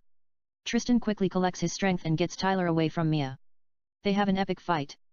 They both fall through the glass and crash on mirror. Tyler dies after a glass pierce through Tristan's throat. Tristan suffers excessive blood loss. Luckily, Mia covers his wound with her shirt and calls 911. She tells him that she loves him and begs him not to die. Tristan tells her that he loves her too and promises her he won't die. They kiss intimately. The paramedics arrive outside. Tristan and Mia continue to kiss. It's a little bit bloody but beautiful, erotic, and seductive. The end. Kate, it's a fascinating story. I think it's better than the original. Adrian, the movie isn't supposed to make any sense at all. But you enjoy it here and there. You know, Sean thought India Isley is the next it girl. He said to write her something raw like Fight Club to show her versatility. Actually, she was supposed to be crucified nude on the cross instead of Tristan. I changed it at the last minute. I had already few girls crucified nude in my old movie scripts. Kate, I like Helena Bonham Carter in Fight Club. She said, she has not been fucked like that since grade school. I don't know what she means by not been fucked like that. But if India Isley pulls out, God forbid, like she has a schedule conflict shooting Kite 2 or something, I'd love to play Mia. I think Mia is one of the sexist roles since Marla Singer played by Helena in Fight Club. You can change the ending and have I crucified nude on the cross. It's erotic. Adrian, I might need you in Beautiful Love. Fight Club makes no sense whatsoever. Or I will write you a new story. Kate, I like Beautiful Love. Adrian, I stole the idea from Laura starring Gene Tierney and Dana Andrews. Kate, you didn't really steal it. I watched Laura. There are two completely different stories. Adrian, I got the main concept from Laura. They thought Laura was dead. She then returned in the middle of the film. I just changed the storyline a little bit, added some original materials here and there and made it more glamorous. Kate, just tell them it's based on Laura. But it's totally a different movie. They make thousands of pictures based on old classic films. Sometimes, they don't even wait 10 years to pass. If they find it marketable, they will make anything like Spider-Man. Adrian, don't sweat it. I have over 30 complete screenplays waiting to be made. I will let you pick as many as you want. I might have done Laura to get a kick out of Gene Tierney. She was one of the most gorgeous actresses in the Golden Age. But I thought Laura didn't make sense. How can a man mistake a woman, whom he is obsessed with, to another woman? It was eating my brain. I was also kind of blown away by Clifton Webb performance and decided to write a remake. Actually, I wasn't really thinking about making a murder mystery. It was supposed to be two separate screenplays. You know, Beautiful Love was originally meant to be based on classic Woody Allen films. The lead character is a man between Woody Allen, Annie Hall, and Marcello Mastroianni, La Dolce Vita and 81 Halves. The main character is obsessed with beautiful girls. All he cares about is making love to them and falling in love with them. But there are so many of them. He decides to make a documentary that focuses on secret behind feminine beauty and sensuality. He interviews a couple of college girls, beautiful women, models, and actresses what their dreams, ambition, passion and sexual fantasies are. What they find attractive in men, creativity, confidence. What their thoughts about having babies, marriage, their goals in life, career, favorite films, spirituality if they believe in God or not. Is beauty more important to them than knowledge? If they can have a dinner with one person dead or alive, who would be? What is their favorite sexual position? Would they have sex or have they fantasized about having sex with Jesus or the devil? But you know Woody Allen. If you take a journey through his mind, he just wants to make love to them and justify everything that went wrong with the world, suffering and death in something enticing like Scarlett Johansson, Miranda Kerr, Sasha Pivovarova, Jennifer Lawrence, Angelina Jolie, and you. Maybe that's me. It's an example. Kate, I see what you mean. Adrian, Woody Allen is genius. But, he can be a little bit realistic sometimes. I don't like his view in reality. I mean, I like his humor, vision, and passion for life. But I didn't want to ruin their beauty with any kind of negativity whatsoever. I just want to capture their aesthetic beauties and immortalize them forever. But it's hard to write a screenplay based on pure beauty alone. As a writer, there is nothing more exciting than story. Yet, I didn't feel like adding murder mystery till the last minutes. I just want to keep it simple.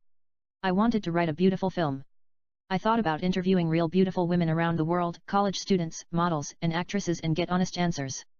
I would then blend it with fiction and make a stylish romantic film. You know, I wanted to use a character like young Woody Allen in The Reminiscence of Anne Hall, which I thought it'd be played by this kid Josh Hutcherson if it's a romantic comedy. I thought he looked a little bit like young Woody Allen. Or Federico Fellini's 81 have somebody who looked like Marcello Mastroianni, maybe Robert Pattinson if it's a dark comedy. It does not matter. I wrote a couple of pages. Then I just merged it with Laura. I can create a new story.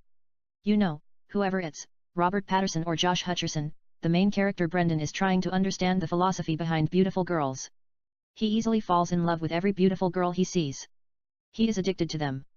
He even takes advantage of the assignment and makes love to all kinds of gorgeous girls, including to his ex Jessica played by Kristen Stewart. Brendan then falls in love with a beautiful girl named Megan who looks like Janet Margolin. Take the money and run, or Anouk Amy in La Dolce Vita. It depends on the flow of the movie. I am creating it as I go. Megan, who just came to Hollywood to audition, allows herself to be seduced by Brendan. They go to museums. They watch opera.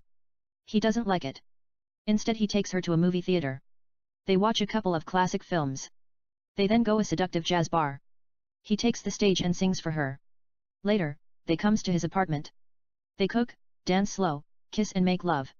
She moves in with him. They become couple. She inspires him to put his assignment together. He wins Oscar for Best Documentary. At the very end of the movie, they kiss in the beach, long slow deep soft wet kisses that last 3 days in the reminiscence of Kevin Costner's quote Bull Durham as the sun sets and rises. In the meantime, all kinds of beautiful girls begin to walk by them, wearing sexy bikinis and swimsuits. He tells us with all beautiful women in the world, man is not supposed to spend the rest of his life with one beautiful woman, despite the fact all the films that are made in Hollywood, including Casablanca and Titanic.